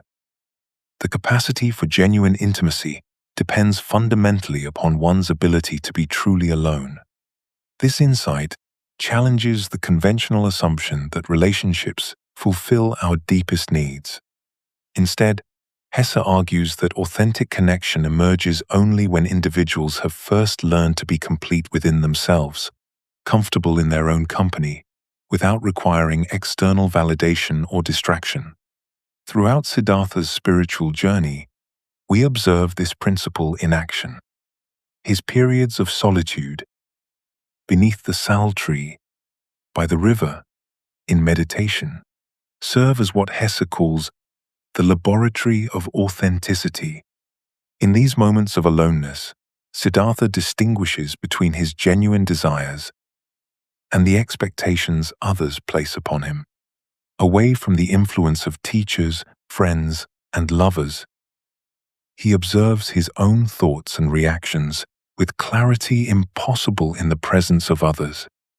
This solitary self-examination allows him to recognize when he has been living according to external standards rather than his own authentic nature. Hesse understood that individuals who cannot tolerate solitude inevitably use relationships as escape mechanisms. They seek in others what they fear to discover in themselves, creating what he terms escape relationships, connections based on mutual avoidance of self-confrontation rather than genuine intimacy. Such relationships become prisons of mutual dependency, where each person requires the other's presence to avoid facing their own inner landscape. Genuine solitude differs entirely from loneliness or isolation. Where loneliness represents a painful absence of connection, what Hesse calls creative aloneness becomes a generative state of being fully present with oneself. Harry Haller's transformation in Steppenwolf demonstrates this distinction powerfully. Initially, his solitude feels like torturous isolation, a confirmation of his alienation from life itself. Yet through his journey into the magic theater of his own psyche, solitude becomes a source of creative and spiritual renewal. He discovers that being alone need not mean being empty or abandoned, but rather being filled with the richness of his own authentic experience. This capacity for creative solitude fundamentally transforms how one enters relationships. Rather than approaching others from a place of emptiness, seeking completion or validation, the individual who has learned to be genuinely alone brings fullness to their connections. They share their authentic nature, rather than desperately seeking to have their needs met. This creates what Hesse identifies as the foundation of genuine intimacy, the ability to be fully present with another, because one is first fully present with oneself. The relationship between Siddhartha and Vasudeva exemplifies this principle beautifully. Both men maintain their individual spiritual practices, their capacity for solitude and self-reflection, whilst sharing profound connection. Their relationship enhances rather than threatens their individual authenticity. Each continues his own development, bringing new discoveries and insights to their shared experience by the river. Their connection remains dynamic because it springs from two complete individuals choosing to share their fullness rather than two incomplete beings seeking wholeness through union. Hesse recognized that this alternation between solitude and connection creates a natural rhythm, supporting both individual development and genuine intimacy, what he calls the dance of relationship. This rhythm prevents the stagnation and codependency, characterizing many conventional relationships. Part 8. The Politics of Authenticity. Hesse possessed an almost prophetic understanding of how democratic society, for all its apparent freedoms, would evolve into something far more insidious than traditional tyranny. In Steppenwolf, he articulates what he calls the rule of the lowest common denominator, a system where mass culture systematically pressures individuals to abandon their unique potential in favor of mediocre conformity. This isn't the crude oppression of autocracy, but something far more sophisticated, a democracy that offers the illusion of choice, whilst narrowing the range of acceptable human expression to whatever threatens no one and challenges nothing. The genius of this system lies in its apparent tolerance. Mass society celebrates diversity in the most superficial sense. BC, different styles, preferences, identities, whilst maintaining absolute intolerance for the kind of genuine spiritual development that might lead someone to question fundamental assumptions about success, happiness, or the proper conduct of life. Hesse recognized that modern democratic culture creates what appears to be freedom of choice, but actually represents a carefully curated menu of socially acceptable options, none of which permit authentic individuation. This tyranny operates through what Hesse calls the homogenization of consciousness. Mass media, consumer culture, and educational systems reward conformity not through punishment, but through the far more effective mechanism of constant comparison and validation seeking. He understood, decades before social media, how technological communication would amplify these pressures by making perpetual social comparison possible on an unprecedented scale. The result is what he terms voluntary spiritual enslavement, individuals who police themselves more effectively than any external authority could manage, terrified of standing out or expressing authentic differences that might invite social rejection. The ultimate effect is the creation of what Hesse calls spiritual mass production.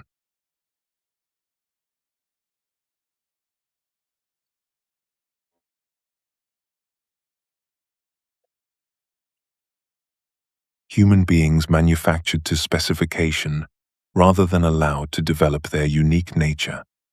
In the glass bead game, he envisions how authentic culture might preserve genuine human values against these homogenizing pressures, but he's under no illusions about the difficulty of such resistance. Mass society creates individuals who are technically alive but spiritually dormant, capable of consuming and producing but incapable of the deep questioning and authentic development that characterize genuine human flourishing. The bourgeois prefers comfort to pleasure, convenience to liberty, and a pleasant temperature to the deathly inner consuming fire. Hesse warns, this represents a form of collective spiritual suicide that threatens the future of human consciousness itself.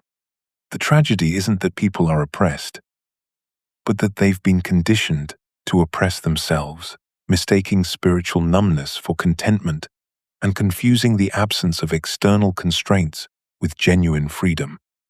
This insight reveals why external political solutions cannot address what is fundamentally a spiritual problem requiring individual awakening.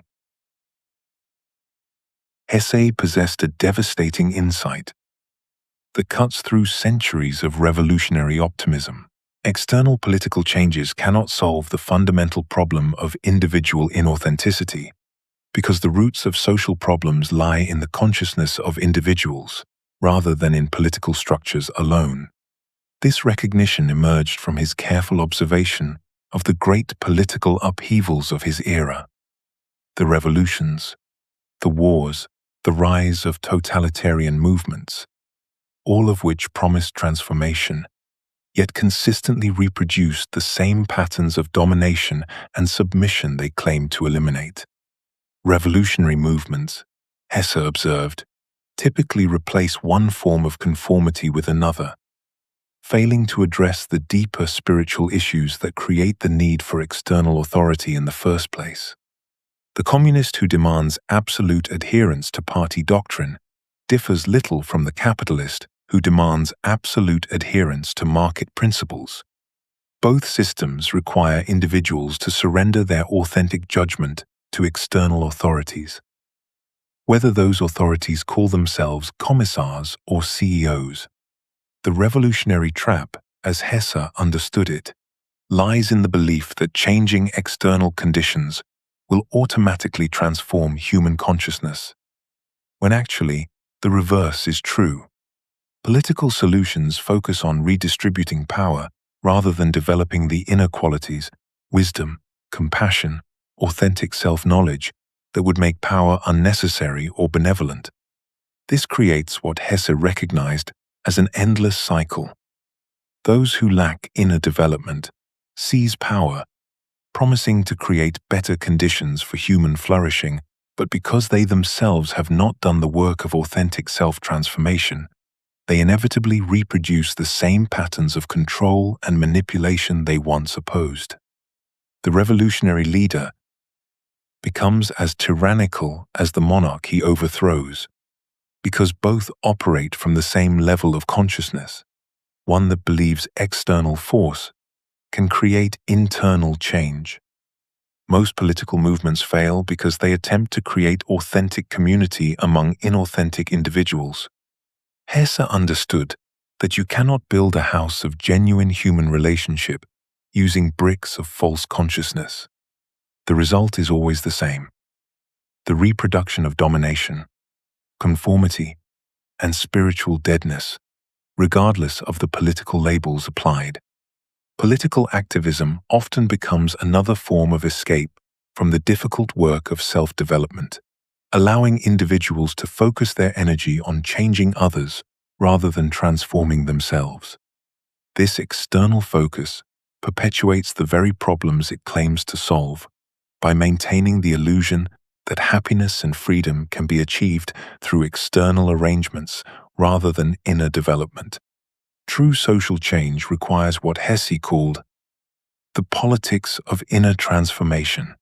Individuals who have done the work of authentic self-development and can model genuine alternatives to conventional ways of inner trace living.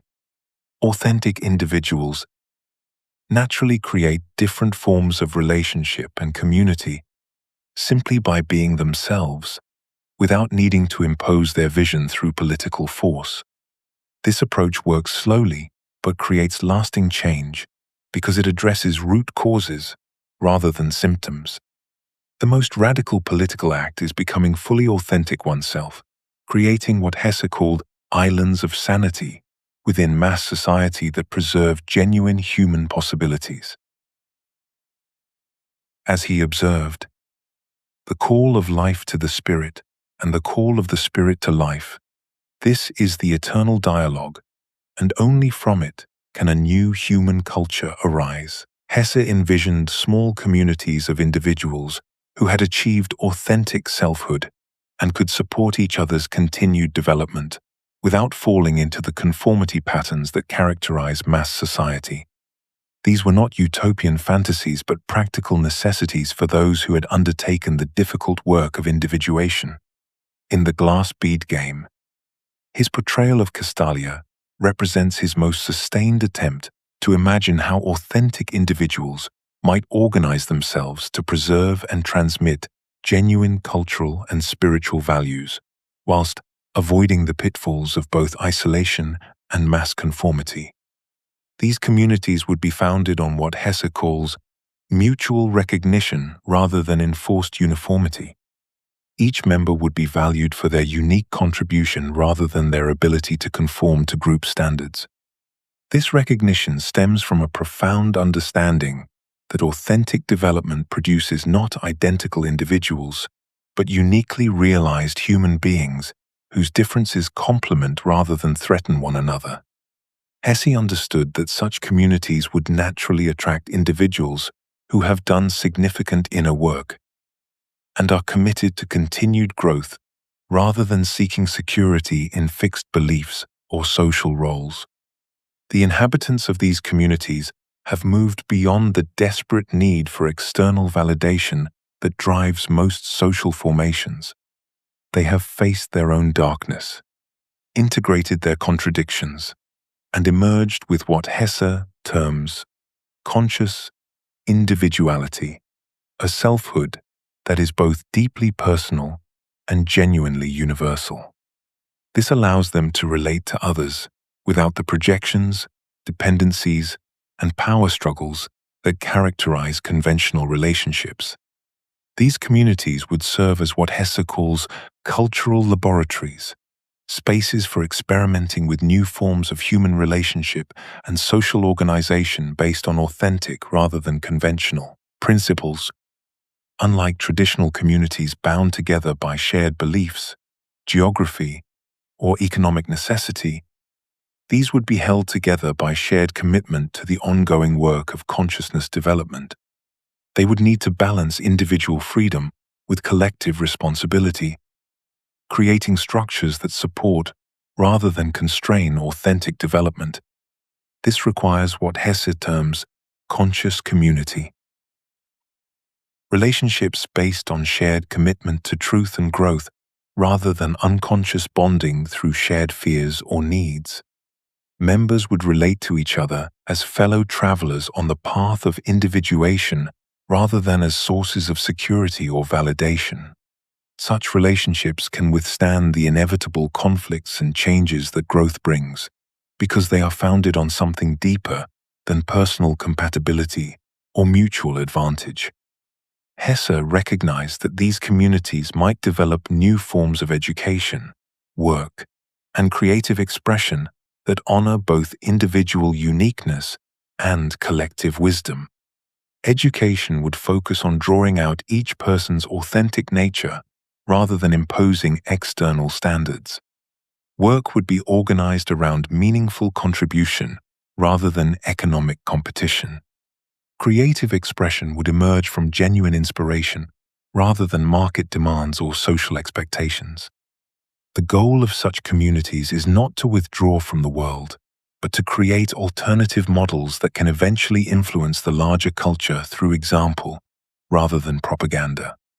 Hesse understood that authentic communities serve as what he calls seed crystals, small formations that demonstrate new possibilities and gradually influence the surrounding environment through their presence and example.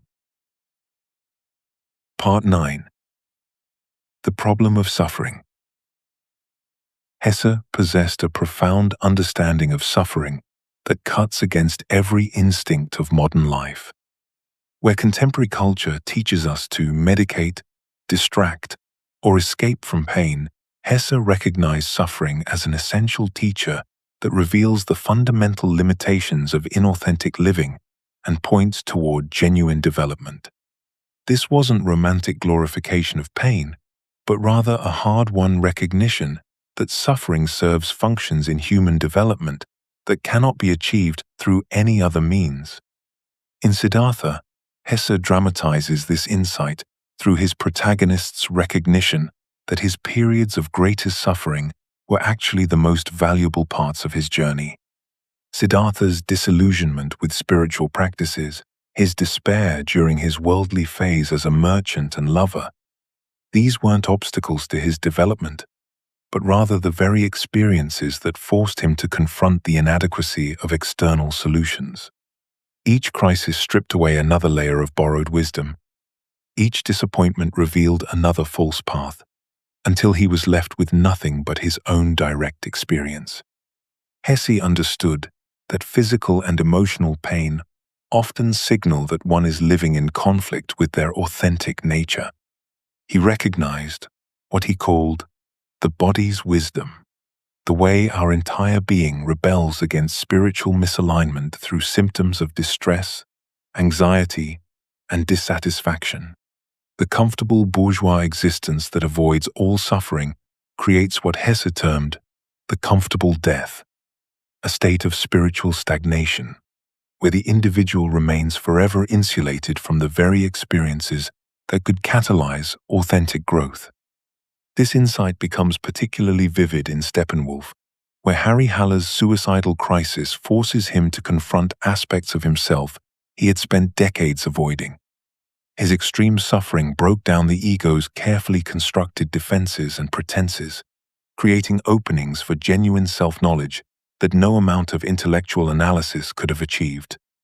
Hesse recognized that what he called conscious suffering, experiencing pain without resistance or self-pity, develops qualities like compassion, wisdom, and inner strength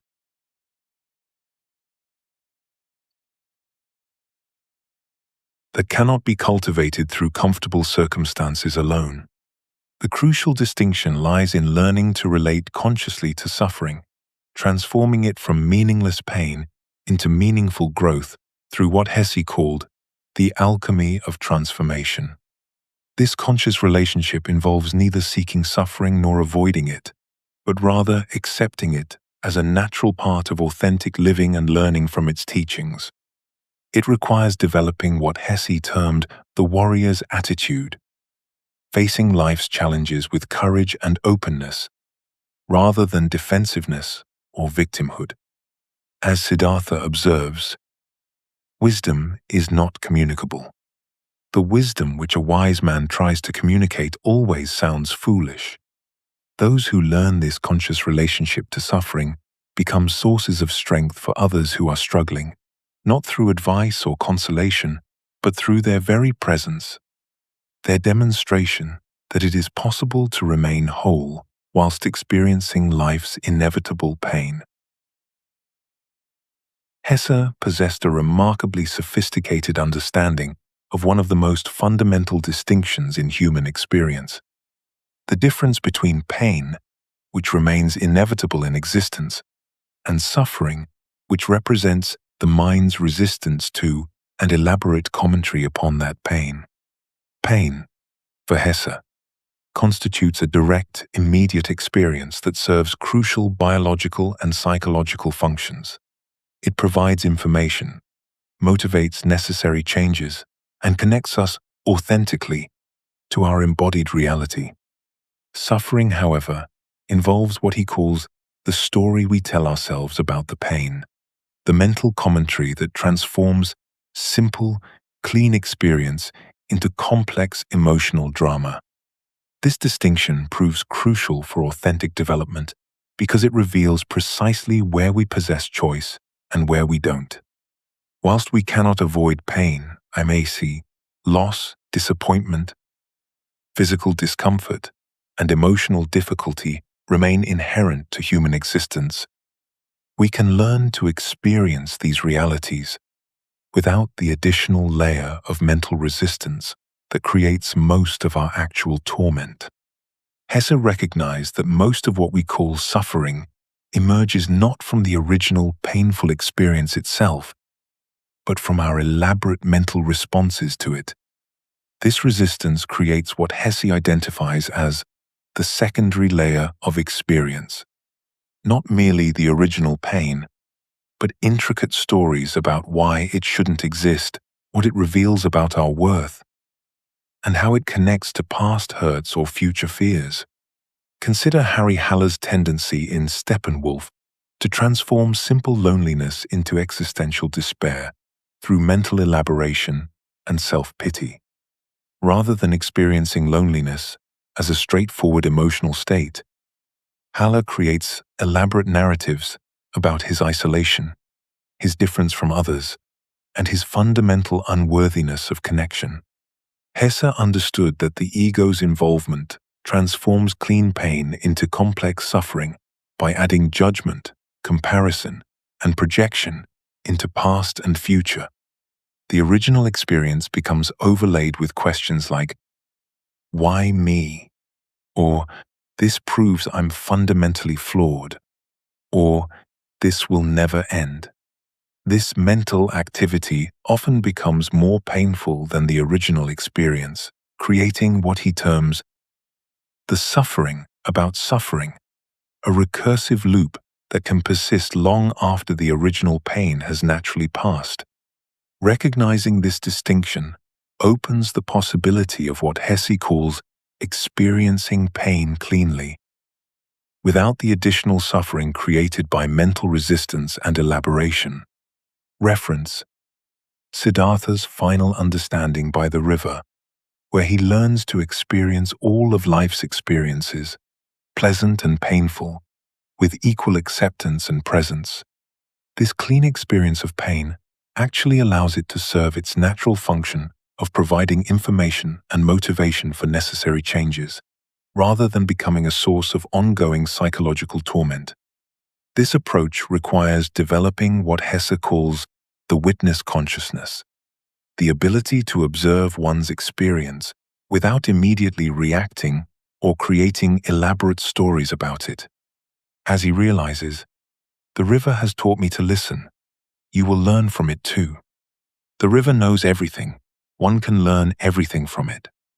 This witnessing capacity allows authentic engagement with reality as it actually is, rather than as our minds insist it should be, opening the path toward genuine compassion for both ourselves and others who share this fundamental human condition. Hesse understood that personal suffering, when consciously experienced rather than avoided or dramatized, naturally develops empathy and compassion for others struggling with the challenges of human existence.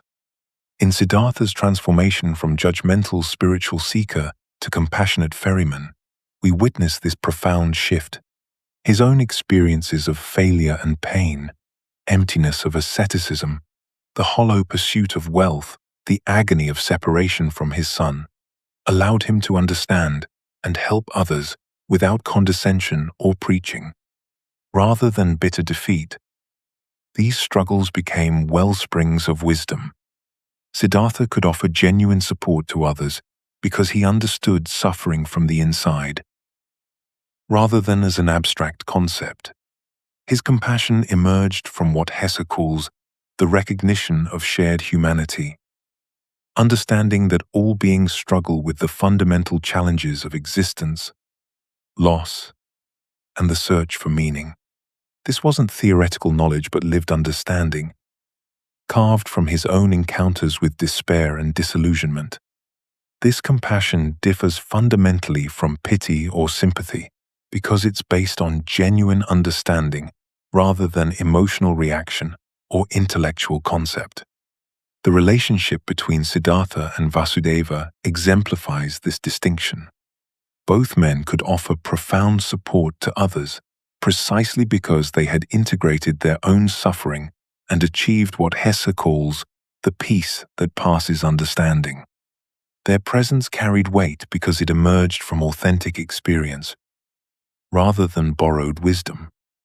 Hesse recognized that authentic compassion involves the ability to be present with others' pain without trying to fix, change, or eliminate it. This presence acknowledges that each person must find their own way through their struggles. Most people lack precisely this: genuine acceptance and understanding without judgment or advice. The ferryman doesn't direct the river's flow. He works with its currents whilst maintaining his own balance and direction. This compassion extends beyond individual relationships to what Hesse calls universal compassion. Empathy for the human condition itself and all beings caught in the struggle between their authentic nature and the forces that oppose it. This broader compassion becomes a source of wisdom and strength that transcends personal concerns, connecting individuals to what he terms the eternal human story.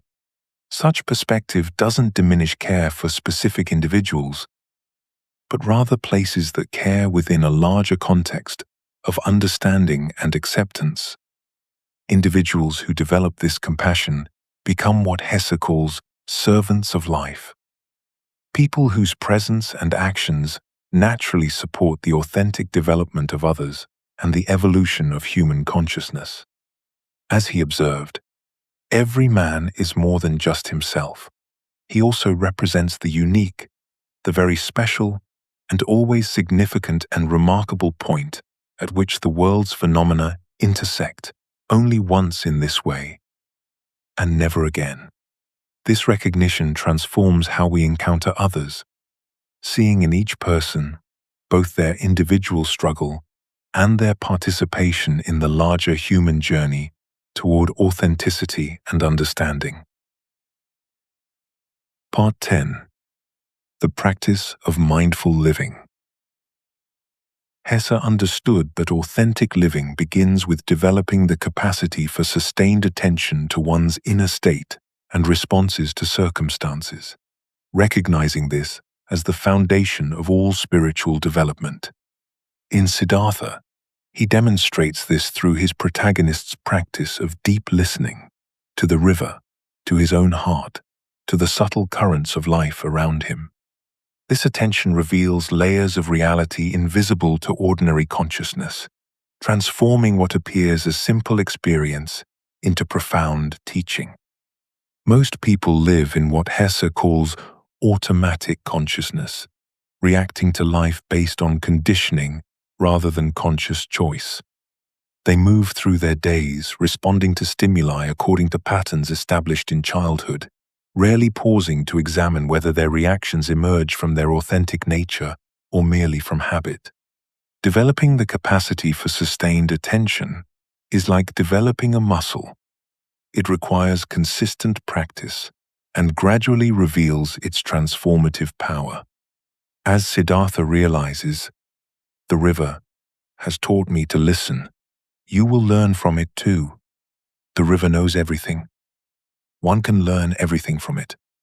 This attention reveals what Hesse calls the shocking discovery, that most of our responses are automatic reactions based on conditioning rather than conscious choices emerging from our authentic nature.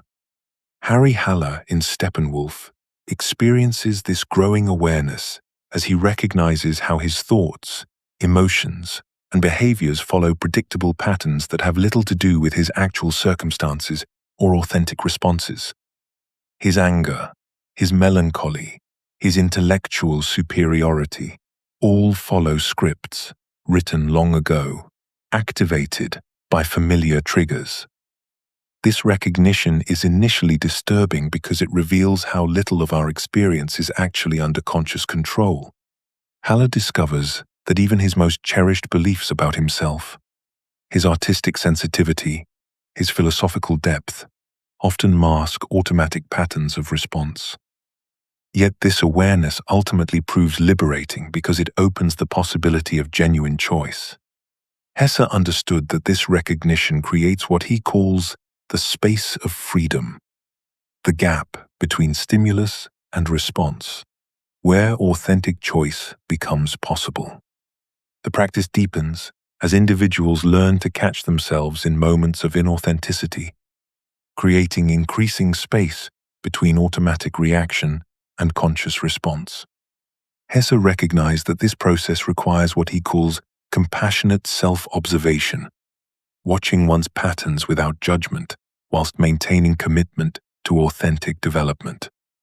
The observer neither condemns the automatic patterns nor identifies with them, but simply notices them with the same detached interest one might observe clouds passing across the sky. This space becomes what Hesse terms the birthplace of freedom, where transformation naturally occurs without force or struggle. Rather than fighting against automatic patterns, sustained attention gradually dissolves their power through simple awareness. As he observed, within you there is a stillness and a sanctuary to which you can retreat at any time and be yourself. This practice transforms one's entire relationship to life, shifting from reactive victim to conscious participant, where each moment offers fresh possibility for authentic response. Hesse understood that authentic decision-making represents one of the most challenging aspects of individual development, requiring the cultivation of what he calls the inner compass, a capacity to navigate life's choices through inner wisdom rather than external authorities or social expectations. Throughout Siddhartha's spiritual journey,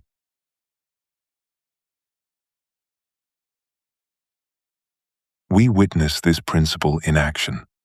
When Siddhartha leaves the Brahmins, departs from the Buddha's teachings, and chooses to experience worldly life, each decision emerges not from logical analysis or social pressure, but from deep inner listening. Hesse recognized that this inner wisdom speaks through what he terms the voice of authenticity, a subtle but unmistakable sense of rightness that emerges when one is truly aligned with their deepest nature. Learning to distinguish this authentic voice from the voices of conditioning, fear, and social expectation requires considerable practice and self-knowledge. The process involves developing what Hesse calls decision-making discernment, the ability to recognize when choices arise from genuine inner knowing versus external programming. In Demian, the narrator learns this distinction through Demian's guidance about trusting inner knowing, even when it conflicts with conventional wisdom or social approval. Hesse understood that authentic decisions often appear irrational to others, precisely because they're based on inner truth rather than external logic or social consensus. This creates what Hesse identifies as the courage of authenticity, the willingness to act on inner knowing even when the outcome is uncertain or socially disapproved. As he writes in Demian, "The only duty we have is to be ourselves, completely and honestly." This courage requires accepting that decisions made from authenticity may appear irrational to others, whilst feeling deeply right to the individual making them, creating what Hesse calls the paradox of authentic choice.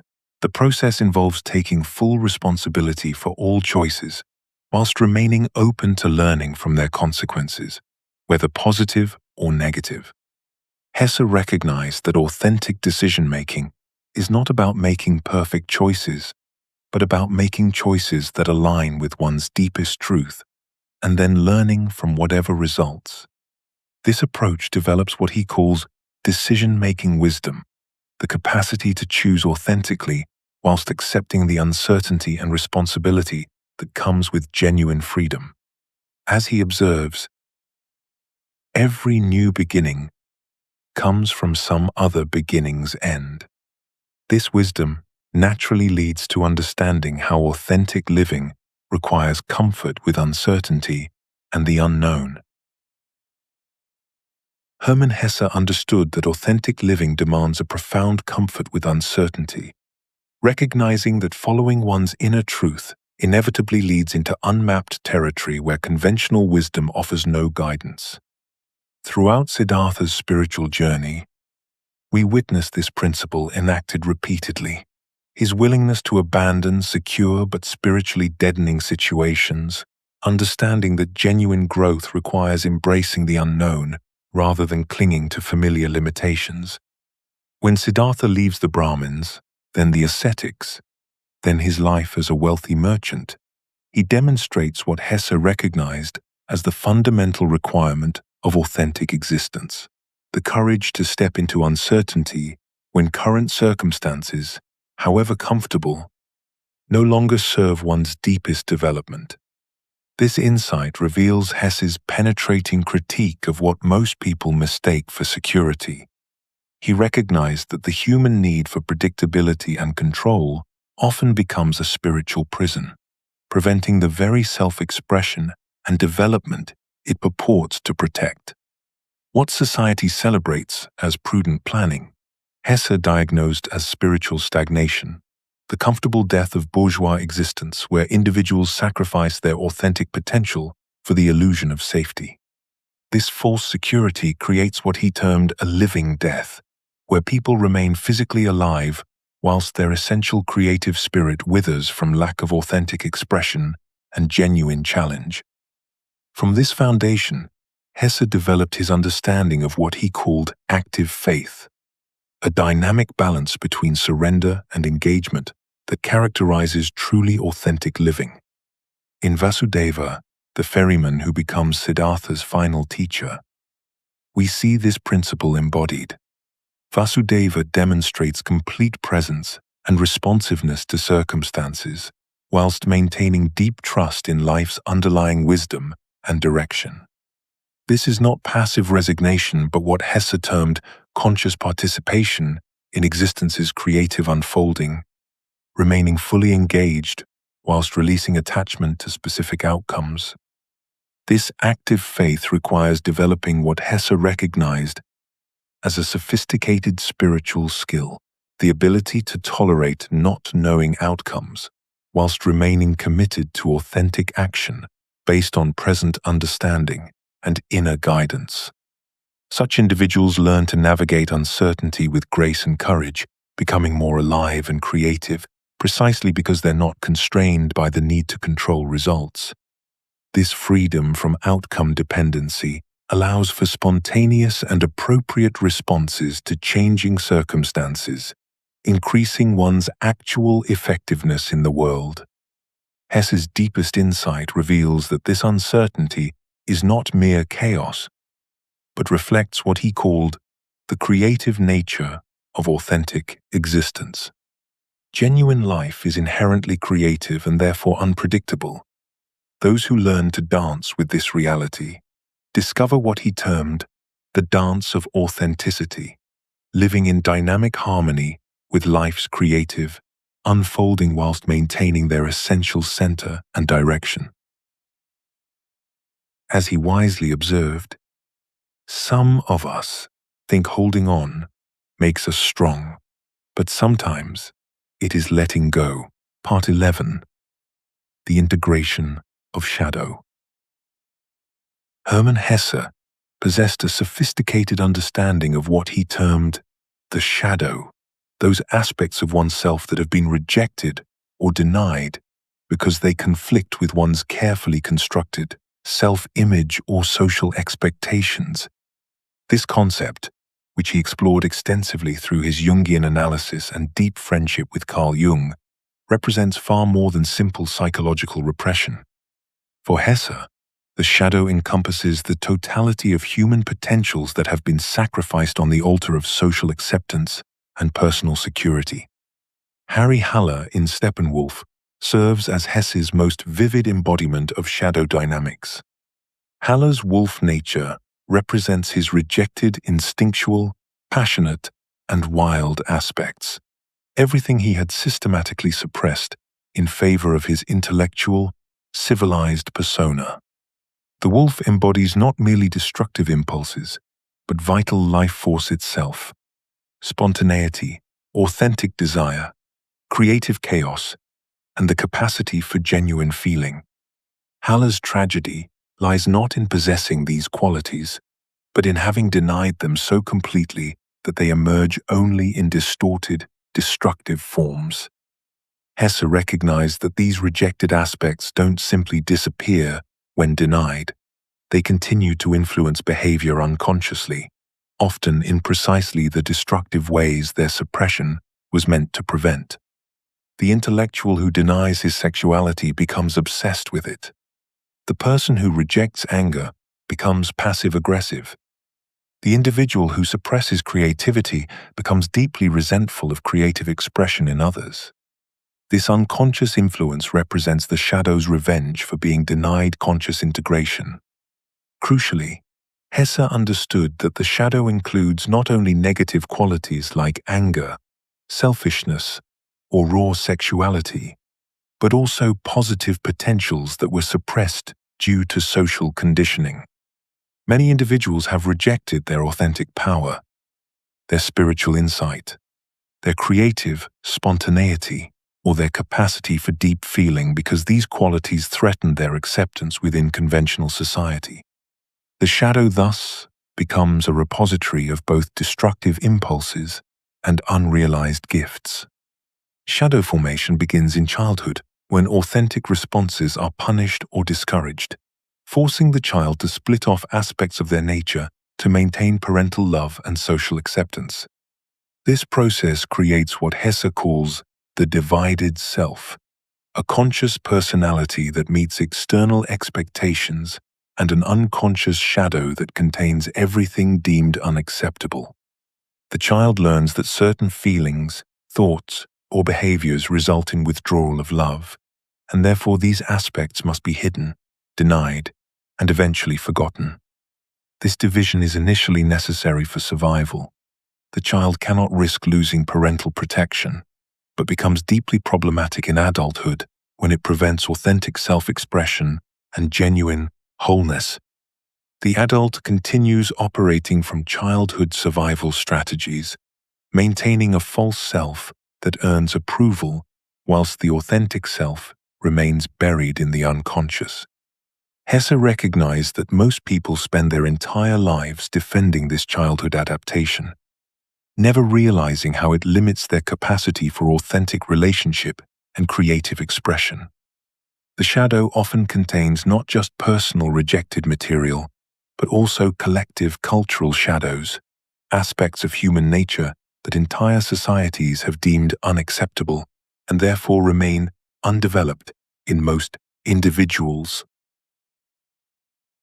Hesse understood that authentic development begins with what he termed honest self-examination, the willingness to recognize patterns of behavior that seem to emerge from beyond conscious control and trace them to their unconscious origins.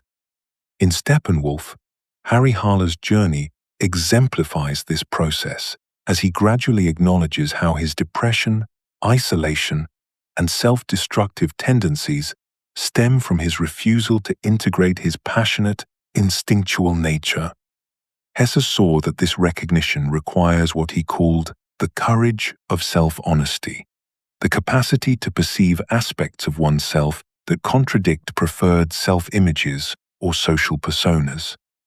This recognition typically emerges through what Hesse identified as shadow encounters, moments when unconscious aspects become visible through emotional reactions, dreams, or projections onto others.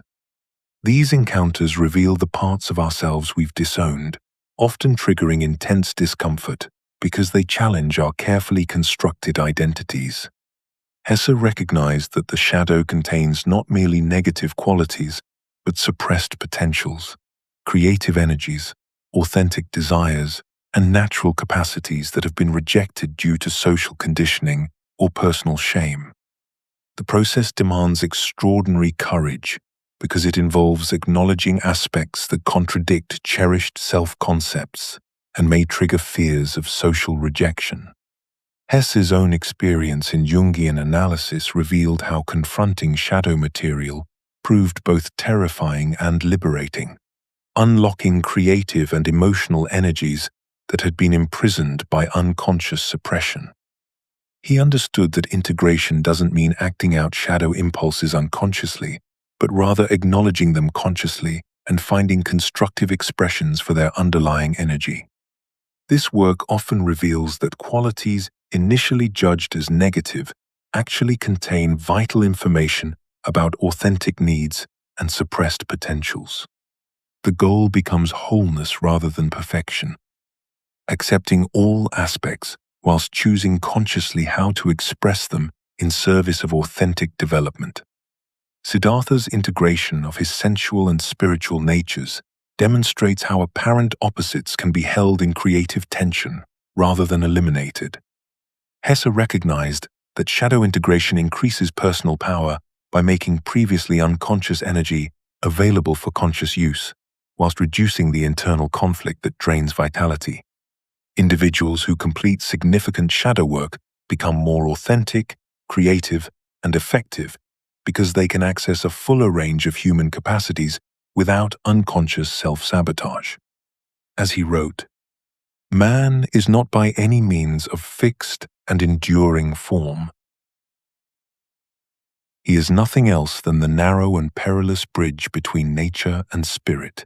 Hermann Hesse understood that individuals who haven't integrated their shadow remain fundamentally inauthentic because they're hiding significant aspects of themselves from conscious awareness and expression.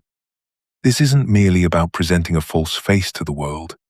It's about the profound internal division that occurs when we reject parts of ourselves as unacceptable. Hesse recognized what he called the courage of completeness, the willingness to acknowledge and integrate all aspects of one's nature, rather than presenting only socially acceptable parts.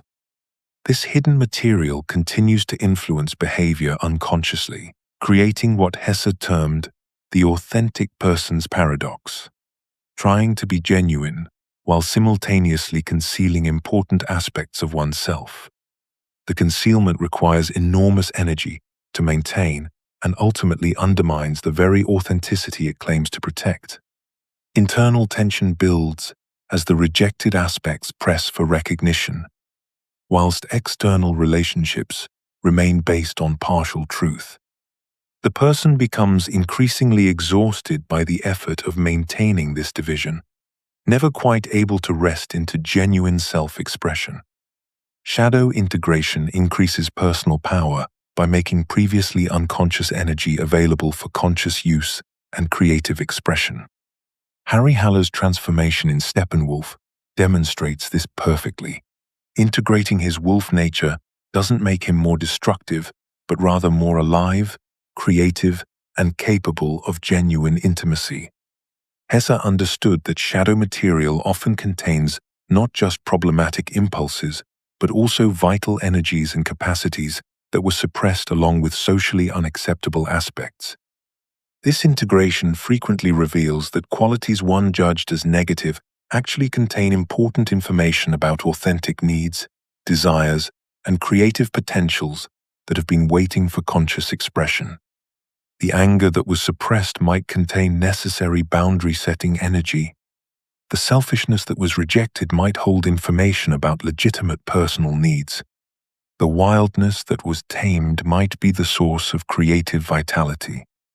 Shadow work naturally leads to reduced judgment of others because one recognizes that everyone struggles with similar internal contradictions and rejected aspects.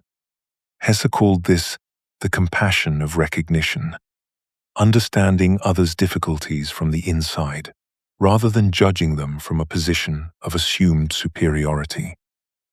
Individuals who have done significant shadow work become more effective helpers and teachers because they can meet others without projection or judgment, offering genuine understanding based on their own experience of integration. As Hesse wrote, "Every man is more than just himself. He also represents the unique, the very special, and always significant and remarkable point at which the world's phenomena intersect, only once in this way, and never again." This recognition emerges from shadow work, seeing oneself and others as complete beings worthy of acceptance rather than projects requiring improvement. Part 12. The Mystical Dimension.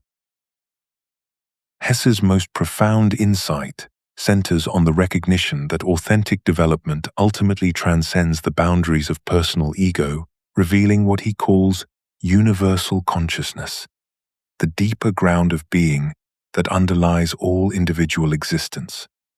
This isn't mystical speculation, but the natural flowering of genuine individuation.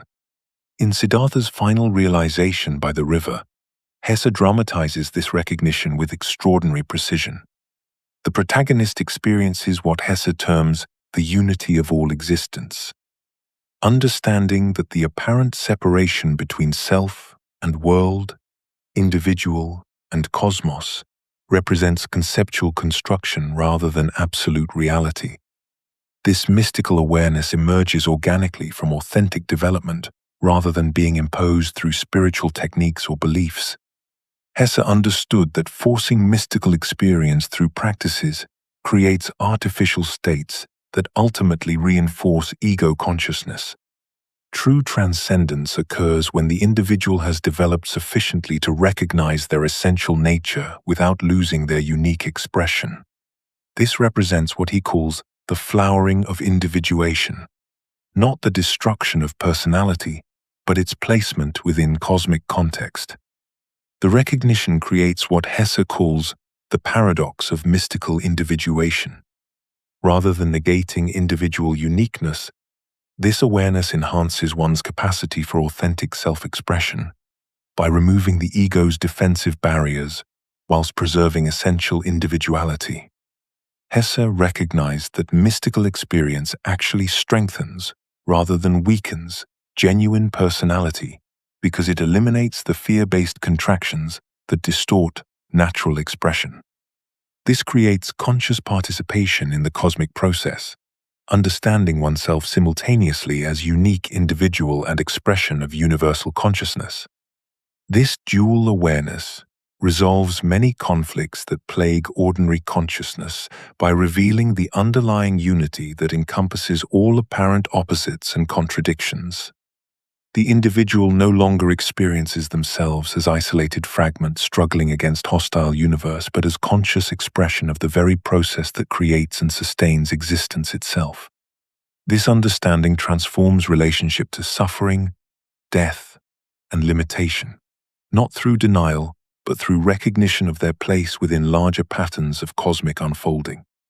These mystical experiences provide direct knowledge that cannot be conveyed through intellectual explanation alone, representing what Hesse calls the wisdom beyond words. Siddhartha's inability to communicate his final understanding to Govinda through concepts illustrates this perfectly. The protagonist requires direct transmission through presence and example because mystical knowledge is inherently experiential rather than conceptual.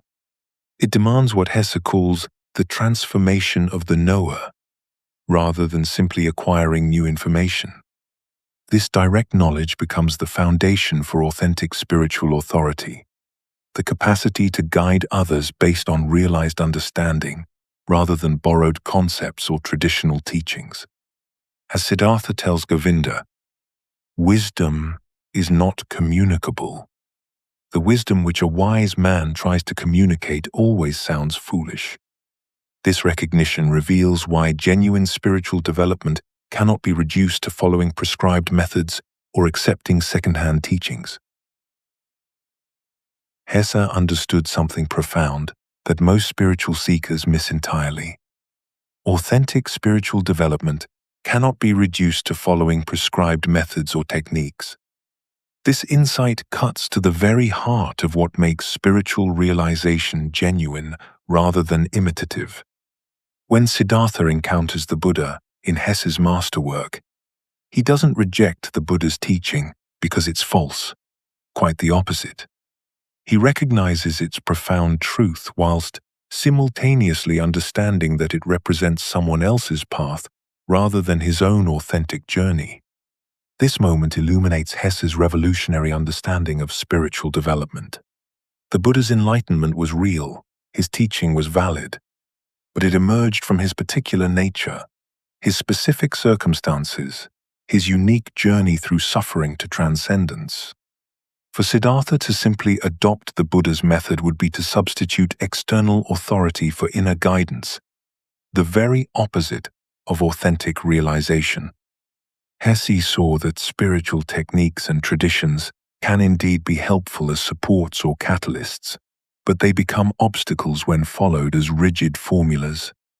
What he calls the pathless path requires continuous responsiveness to one's actual experience rather than adherence to predetermined spiritual programs. This doesn't mean rejecting all guidance or wandering aimlessly.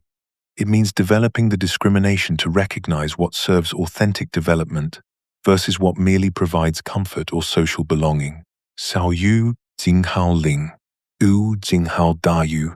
Each individual must find their own unique way to transcendence based on their particular nature, conditioning, and life circumstances. Hesse envisioned what we might call the democracy of spiritual realization, the recognition that authentic awakening cannot be mass-produced through standardized methods. This requires what he termed spiritual entrepreneurship, the willingness to experiment, to fail, to discover what actually works for one's authentic development, rather than what's supposed to work according to tradition or authority. This individualized approach develops what Hesse calls spiritual discrimination, the capacity to distinguish between helpful resources and limiting dogmas. It's a creative process that honors the essential insights of various traditions whilst adapting them to serve one's authentic development rather than following them blindly as external prescriptions. Hesse's own relationship to Eastern practices exemplifies this conscious spiritual practice. He integrated meditation, mindfulness, and non-dual awareness into his Western context, without simply adopting Eastern cultural forms wholesale. He understood that authentic spiritual practice involves creative adaptation, taking essential principles from various traditions, whilst developing forms of practice that align with one's actual life circumstances and developmental needs. This prevents spiritual practice from becoming another form of conformity or escape from authentic engagement with one's actual life. As Hesse observed, every age, every culture, every custom and tradition has its own character, its own weakness and its own strength, its beauties and cruelties. The pathless path honors this truth by refusing to impose any single cultural or historical form of spirituality as universally valid. Hesse understood that authentic spirituality integrates transcendent awareness with practical engagement in ordinary life activities, rather than seeking escape from worldly concerns. In Siddhartha, Vasudeva the ferryman embodies this profound integration. His spiritual realization expresses itself through simple, practical service to travelers crossing the river. Vasudeva's enlightenment doesn't withdraw him from the world. It enhances his capacity to serve others with perfect presence and wisdom. He recognizes that true mystical awareness removes the ego's defensive barriers and reactive patterns, making one more rather than less effective in worldly action. This prevents spiritual experience from becoming what Hesse calls otherworldly escapism, or a form of spiritual materialism that seeks transcendent experiences as ego enhancement. The goal is not to escape the world but to see through its apparent separations to the underlying unity that encompasses all experience, creating what Hesse calls the sacred ordinary. Siddhartha's final understanding reveals that enlightenment is not found in special spiritual states, but in the capacity to perceive the sacred dimension of all experience, from the most mundane daily activities to the most enlightened, most profound spiritual insights. This perspective transforms ordinary life into spiritual practice without requiring withdrawal from practical responsibilities or relationships. When Siddhartha finally comprehends the river's eternal voice, he realizes that every moment of existence contains the same sacred presence he once sought in meditation retreats and ascetic practices. This creates what Hesse terms integrated spirituality, a way of being that honors both transcendent awareness and practical effectiveness. Mystical awareness enhances rather than diminishes one's capacity for authentic relationships and creative expression, creating what Hesse calls the flowering of human potential. Siddhartha's spiritual realization makes him more capable of genuine love, effective action, and creative response to life's challenges. His enlightenment doesn't separate him from human nature but removes the barriers that prevent full human functioning. This integration prevents spiritual experience from becoming another form of ego inflation or separation from others, instead creating what Hesse calls the compassionate sage, one who serves life through the full expression of realized human potential. As Hesse writes, the call of life to the spirit and the call of the spirit to life, this is the eternal dialogue, and only from it can a new human culture arise.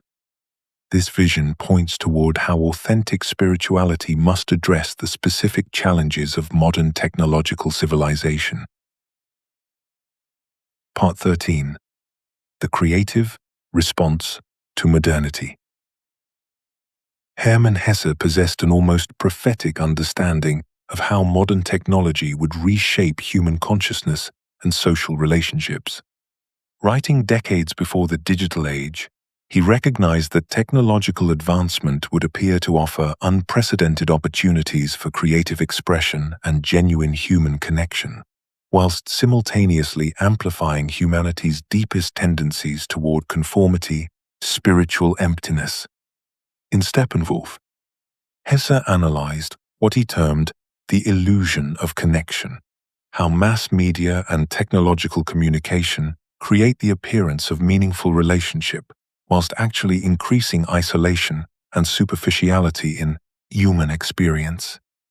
Hesse understood that technology's effects depend entirely on the consciousness of those who create and use it. Technology amplifies whatever is already present in human nature rather than creating fundamentally new capacities or problems. A conscious individual might use technological tools to deepen authentic expression and genuine connection, whilst an unconscious person employs the same tools to escape authentic engagement and pursue validation through external approval. The danger lies not in technology itself, but in its use by individuals who mistake external connection for authentic relationship and confuse information with wisdom.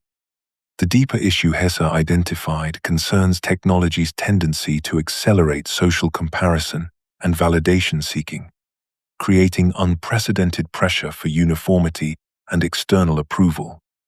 He recognized that technological advancement, without corresponding spiritual development, would produce what he called sophisticated barbarism, technically advanced but spiritually primitive individuals who use powerful tools to pursue unconscious goals. This creates a feedback loop where technology shapes consciousness in ways that make authentic development more difficult, requiring conscious effort to resist these influences. Hesse's insight points toward the solution.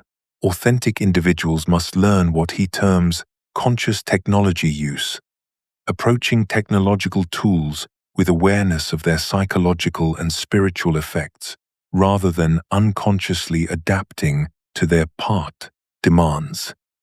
In The Glass Bead Game, he envisioned how authentic culture might preserve essential human values whilst engaging creatively with technological possibilities. This requires developing technological wisdom, the capacity to distinguish between technological capabilities that serve authentic human development and those that merely provide convenience or entertainment at the Seinjo cost of spiritual growth. This conscious approach allows individuals to benefit from technology's genuine advantages whilst avoiding its tendency to fragment attention, accelerate superficiality, and substitute virtual experience for authentic engagement with life. As Hesse warned, every age, every culture, every custom and tradition has its own character, its own weakness, and its own strength. The technological age's character includes unprecedented power, coupled with unprecedented potential for spiritual disconnection, making conscious engagement with both technology and the natural world more essential than ever. Hermann Hesse understood that modern life severs individuals from the natural cycles that once governed human existence. This disconnection from organic rhythms, the cycles of rest and activity, the turning of seasons, the natural patterns of growth and dormancy, creates what he identified as a profound source of contemporary anxiety and spiritual emptiness. In industrial society, artificial schedules replace natural timing, and the relentless push for productivity overrides the body's innate wisdom about when to act and when to rest. The river in Siddhartha becomes Hesse's most powerful metaphor for this lost connection to natural flow. As Siddhartha learns from the water's constant yet ever-changing movement, he discovers that authentic living requires alignment with organic patterns rather than resistance to them. The river teaches patience, timing, and the understanding that growth cannot be forced or hurried. Its wisdom reveals what Hesse calls the violence of modern living, the constant struggle against natural cycles in service of artificial goals and social expectations. This violence manifests in the spiritual exhaustion that characterizes contemporary existence. When individuals live according to mechanical schedules rather than organic rhythms, they lose touch with what Hesse terms organic wisdom, the deep knowledge that emerges from alignment with natural patterns. This disconnection contributes not only to physical fatigue, but to a more fundamental alienation from one's authentic nature. Yet Hesse recognized that recovering connection to natural cycles provides a foundation of organic wisdom that grounds spiritual development in biological and cosmic realities rather than purely mental constructs. Natural rhythms teach essential lessons about timing and patience that cannot be learned through intellectual study alone. They offer what he calls the wisdom of timing, understanding when to act and when to wait, when to engage and when to withdraw, when to push forward and when to allow natural development to unfold. This connection helps individuals distinguish between authentic inner guidance and the artificial urgency created by social and technological pressures. When aligned with natural rhythms, one develops sensitivity to the subtle signals that indicate readiness for action or the need for rest and reflection. This organic intelligence becomes a compass for navigating the complexities of modern life without losing touch with authentic development. Hesse's vision doesn't require rejecting contemporary circumstances, but rather finding ways to honor natural rhythms within modern life, creating what he calls the integration of ancient wisdom and modern life. His own practice of spending time in nature informed his understanding that authentic development unfolds as an organic process that cannot be artificially accelerated. This integration involves conscious rhythm, deliberately creating space for natural cycles of activity and rest, engagement and solitude, learning and integration. Rather than decreasing effectiveness, this approach actually enhances one's capacity in modern life by aligning action with natural energy patterns instead of fighting against them. As Hesse writes through Siddhartha's revelation, "The river has taught me to listen. You will learn from it too. The river knows everything. One can learn everything from it." This wisdom points toward the deeper challenge of creating authentic meaning in a world that has lost its traditional spiritual foundations. Hesse grasped a fundamental predicament of modern existence. The collapse of traditional sources of meaning has left individuals adrift in what appears to be a universe stripped of inherent purpose. The old certainties, religious doctrine, social hierarchy, cultural tradition, no longer command automatic allegiance. This crisis reaches its most acute expression in Harry Haller, the protagonist of Steppenwolf, who confronts the terrifying possibility that existence itself might be fundamentally meaningless. Haller's existential despair emerges not from personal failure, but from his recognition that the cultural frameworks which once provided ready-made meaning have lost their power to convince or inspire. Yet Hesse recognized this apparent catastrophe as harboring an unprecedented opportunity. The dissolution of inherited meanings, whilst initially overwhelming, actually liberates individuals from constraints that may never have aligned with their authentic nature.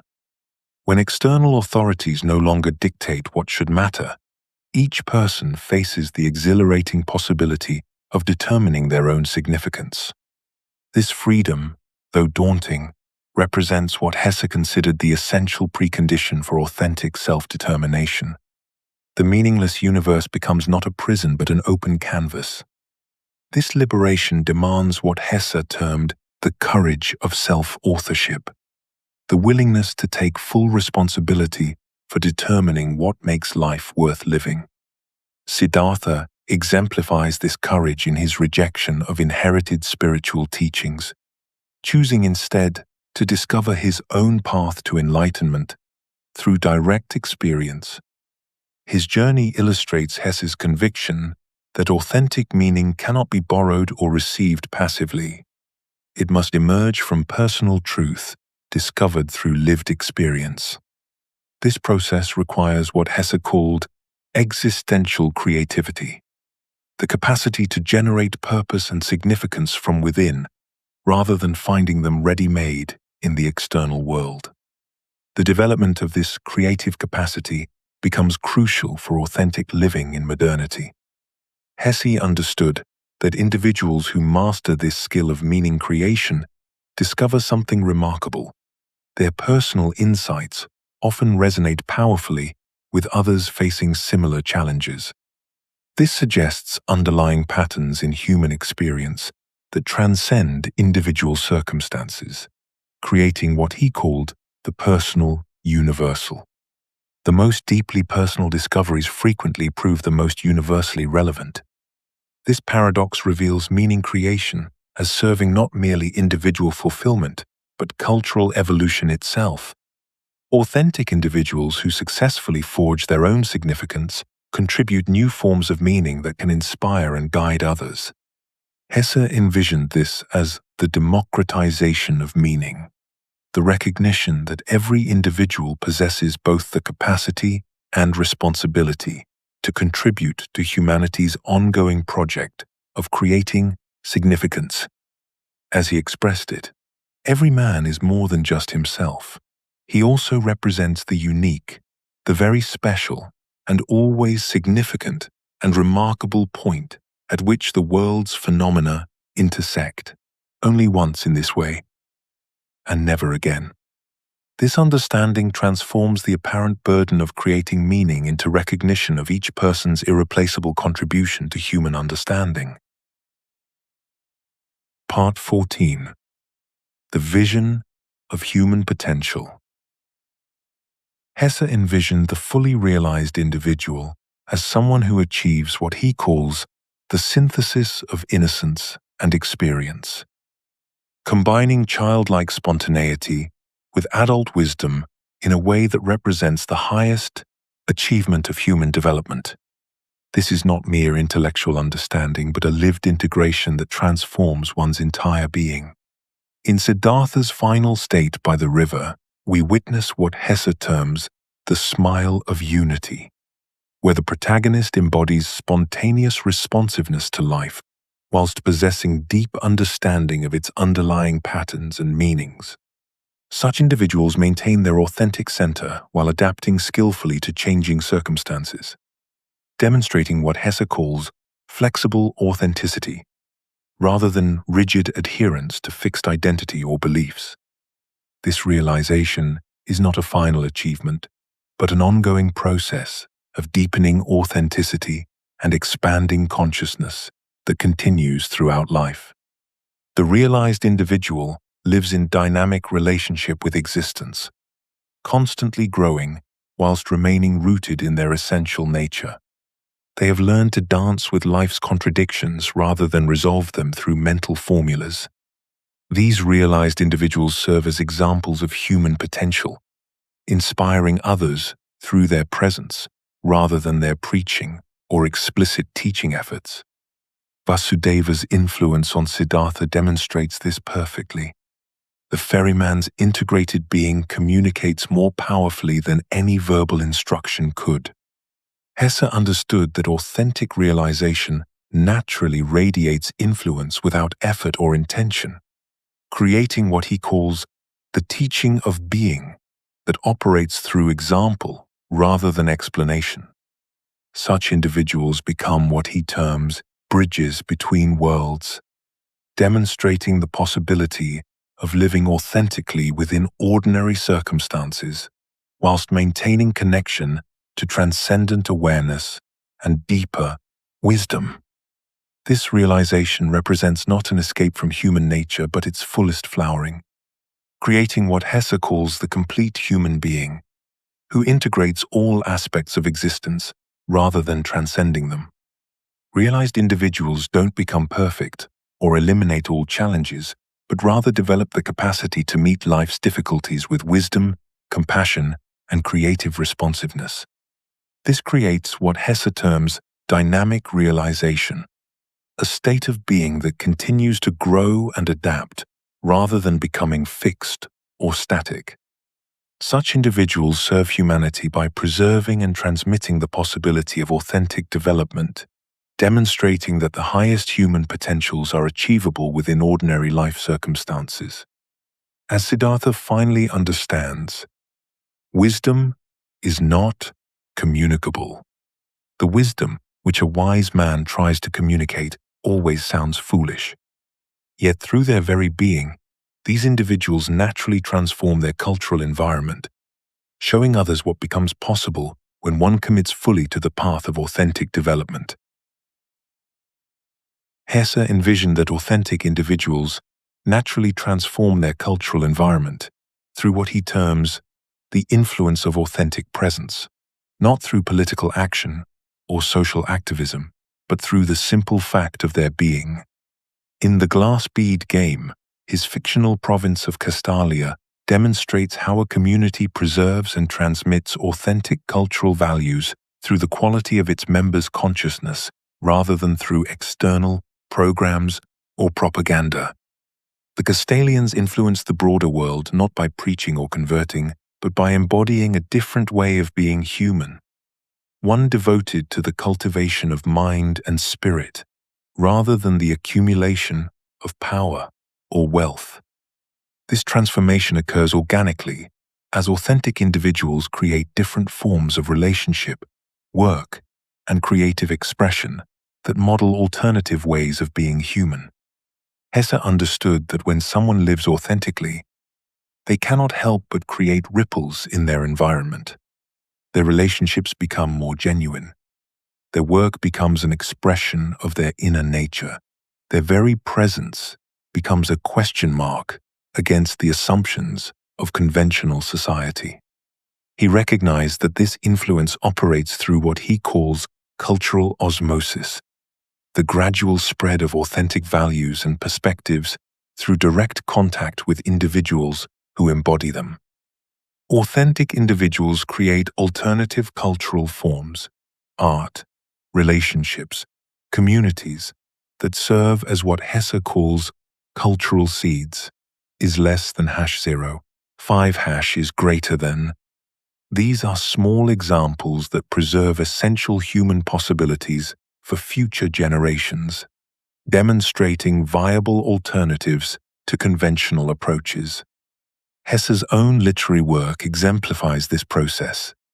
His novels continue to inspire individuals across generations to question conformity and seek authentic development.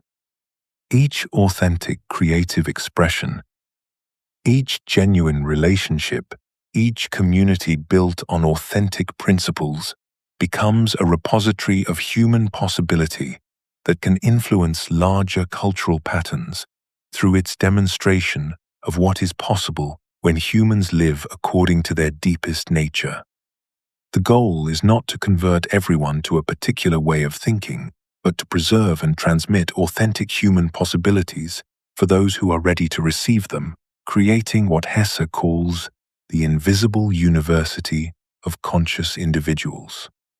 Cultural evolution occurs through selective influence, authentic individuals naturally attracting others who are prepared for deeper development, whilst respecting the freedom and timing of those who aren't ready. This approach ensures that authentic wisdom remains available for each generation to discover, without forcing insights upon unprepared minds. Hesse envisioned networks of authentic individuals, eventually creating a new form of civilization, based on the development of human consciousness, rather than the accumulation of power or material wealth. As he expressed his hope, the call of life to the spirit and the call of the spirit to life, this is the eternal dialogue, and only from it can a new human culture arise. Hesse understood authentic development not as an isolated personal achievement, but as participation in humanity's larger evolutionary journey toward greater consciousness and creative expression.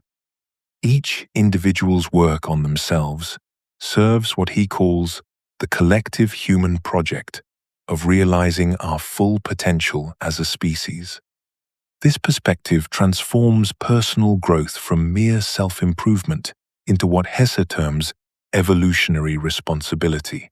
The recognition that individual development represents both a personal opportunity and a contribution to humanity's ongoing evolution. This vision emerges from Hesse's profound insight that consciousness itself is evolving, and that each person's authentic development advances this collective awakening. When someone breaks free from bourgeois conformity, integrates their shadow, or achieves genuine self-knowledge, they contribute to the sum total of human wisdom and creative possibility. The individual journey of individuation thus becomes part of humanity's gradual awakening to its own nature and creative potential. Hesse conceived what he calls the democracy of consciousness evolution, where every person's growth matters for the whole. The artist struggling to express authentic vision, the individual confronting their psychological depths, the person choosing authentic relationship over social convention. No contribution is too small because consciousness evolution happens through countless individual choices toward authenticity and creative expression. This process has no final destination, but represents an ongoing creative unfolding that continues across generations and cultures. Hesse recognized that this gives profound meaning to individual struggles and achievements by placing them within the context of humanity's larger journey toward greater wisdom, compassion, and creative expression. The difficulties of authentic development become worthwhile not only for personal fulfillment but because they advance the collective human project. This vision provides hope and direction, whilst acknowledging that the work of authentic development never reaches completion but always continues to deepen and expand. Hesse calls this the eternal adventure of becoming human. This ongoing nature prevents spiritual stagnation and maintains the creative vitality that characterizes authentic living. Each moment of authentic choice becomes significant because it contributes to a process that transcends individual lifetimes. For Hesse, this journey represents both the greatest challenge and the greatest opportunity available to human beings: conscious participation in the creative evolution of consciousness itself. As he expressed it, every man is more than just himself. He also represents the unique, the very special, and always significant and remarkable point at which the world's phenomena intersect, only once in this way, and never again. Part 15. Conclusion. Hermann Hesse's philosophy forms a complete system for authentic living that addresses the full spectrum of human development, recognizing social conditioning, undertaking the journey of self-discovery, integrating all aspects of oneself, and realizing one's connection to universal consciousness. His major works, Demian, Steppenwolf, Siddhartha, and The Glass Bead Game, each explore different aspects of this comprehensive vision whilst maintaining coherent, underlying principles. His critique of conformity, psychology of individuation, understanding of spiritual development stages, and vision of human potential form an integrated worldview that provides both diagnosis of modern spiritual problems and practical guidance for their resolution. This system addresses both individual fulfillment and collective cultural transformation through the fundamental insight that authentic personal development serves the larger human project of consciousness evolution. His ultimate vision resolves the apparent conflict between personal freedom and social responsibility by showing that authentic individuation paradoxically leads to greater connection with others and with life itself. Siddhartha's final realization demonstrates that individual enlightenment naturally expresses itself through compassionate service and how the realized individual becomes more rather than less capable of genuine relationship and effective action in the world.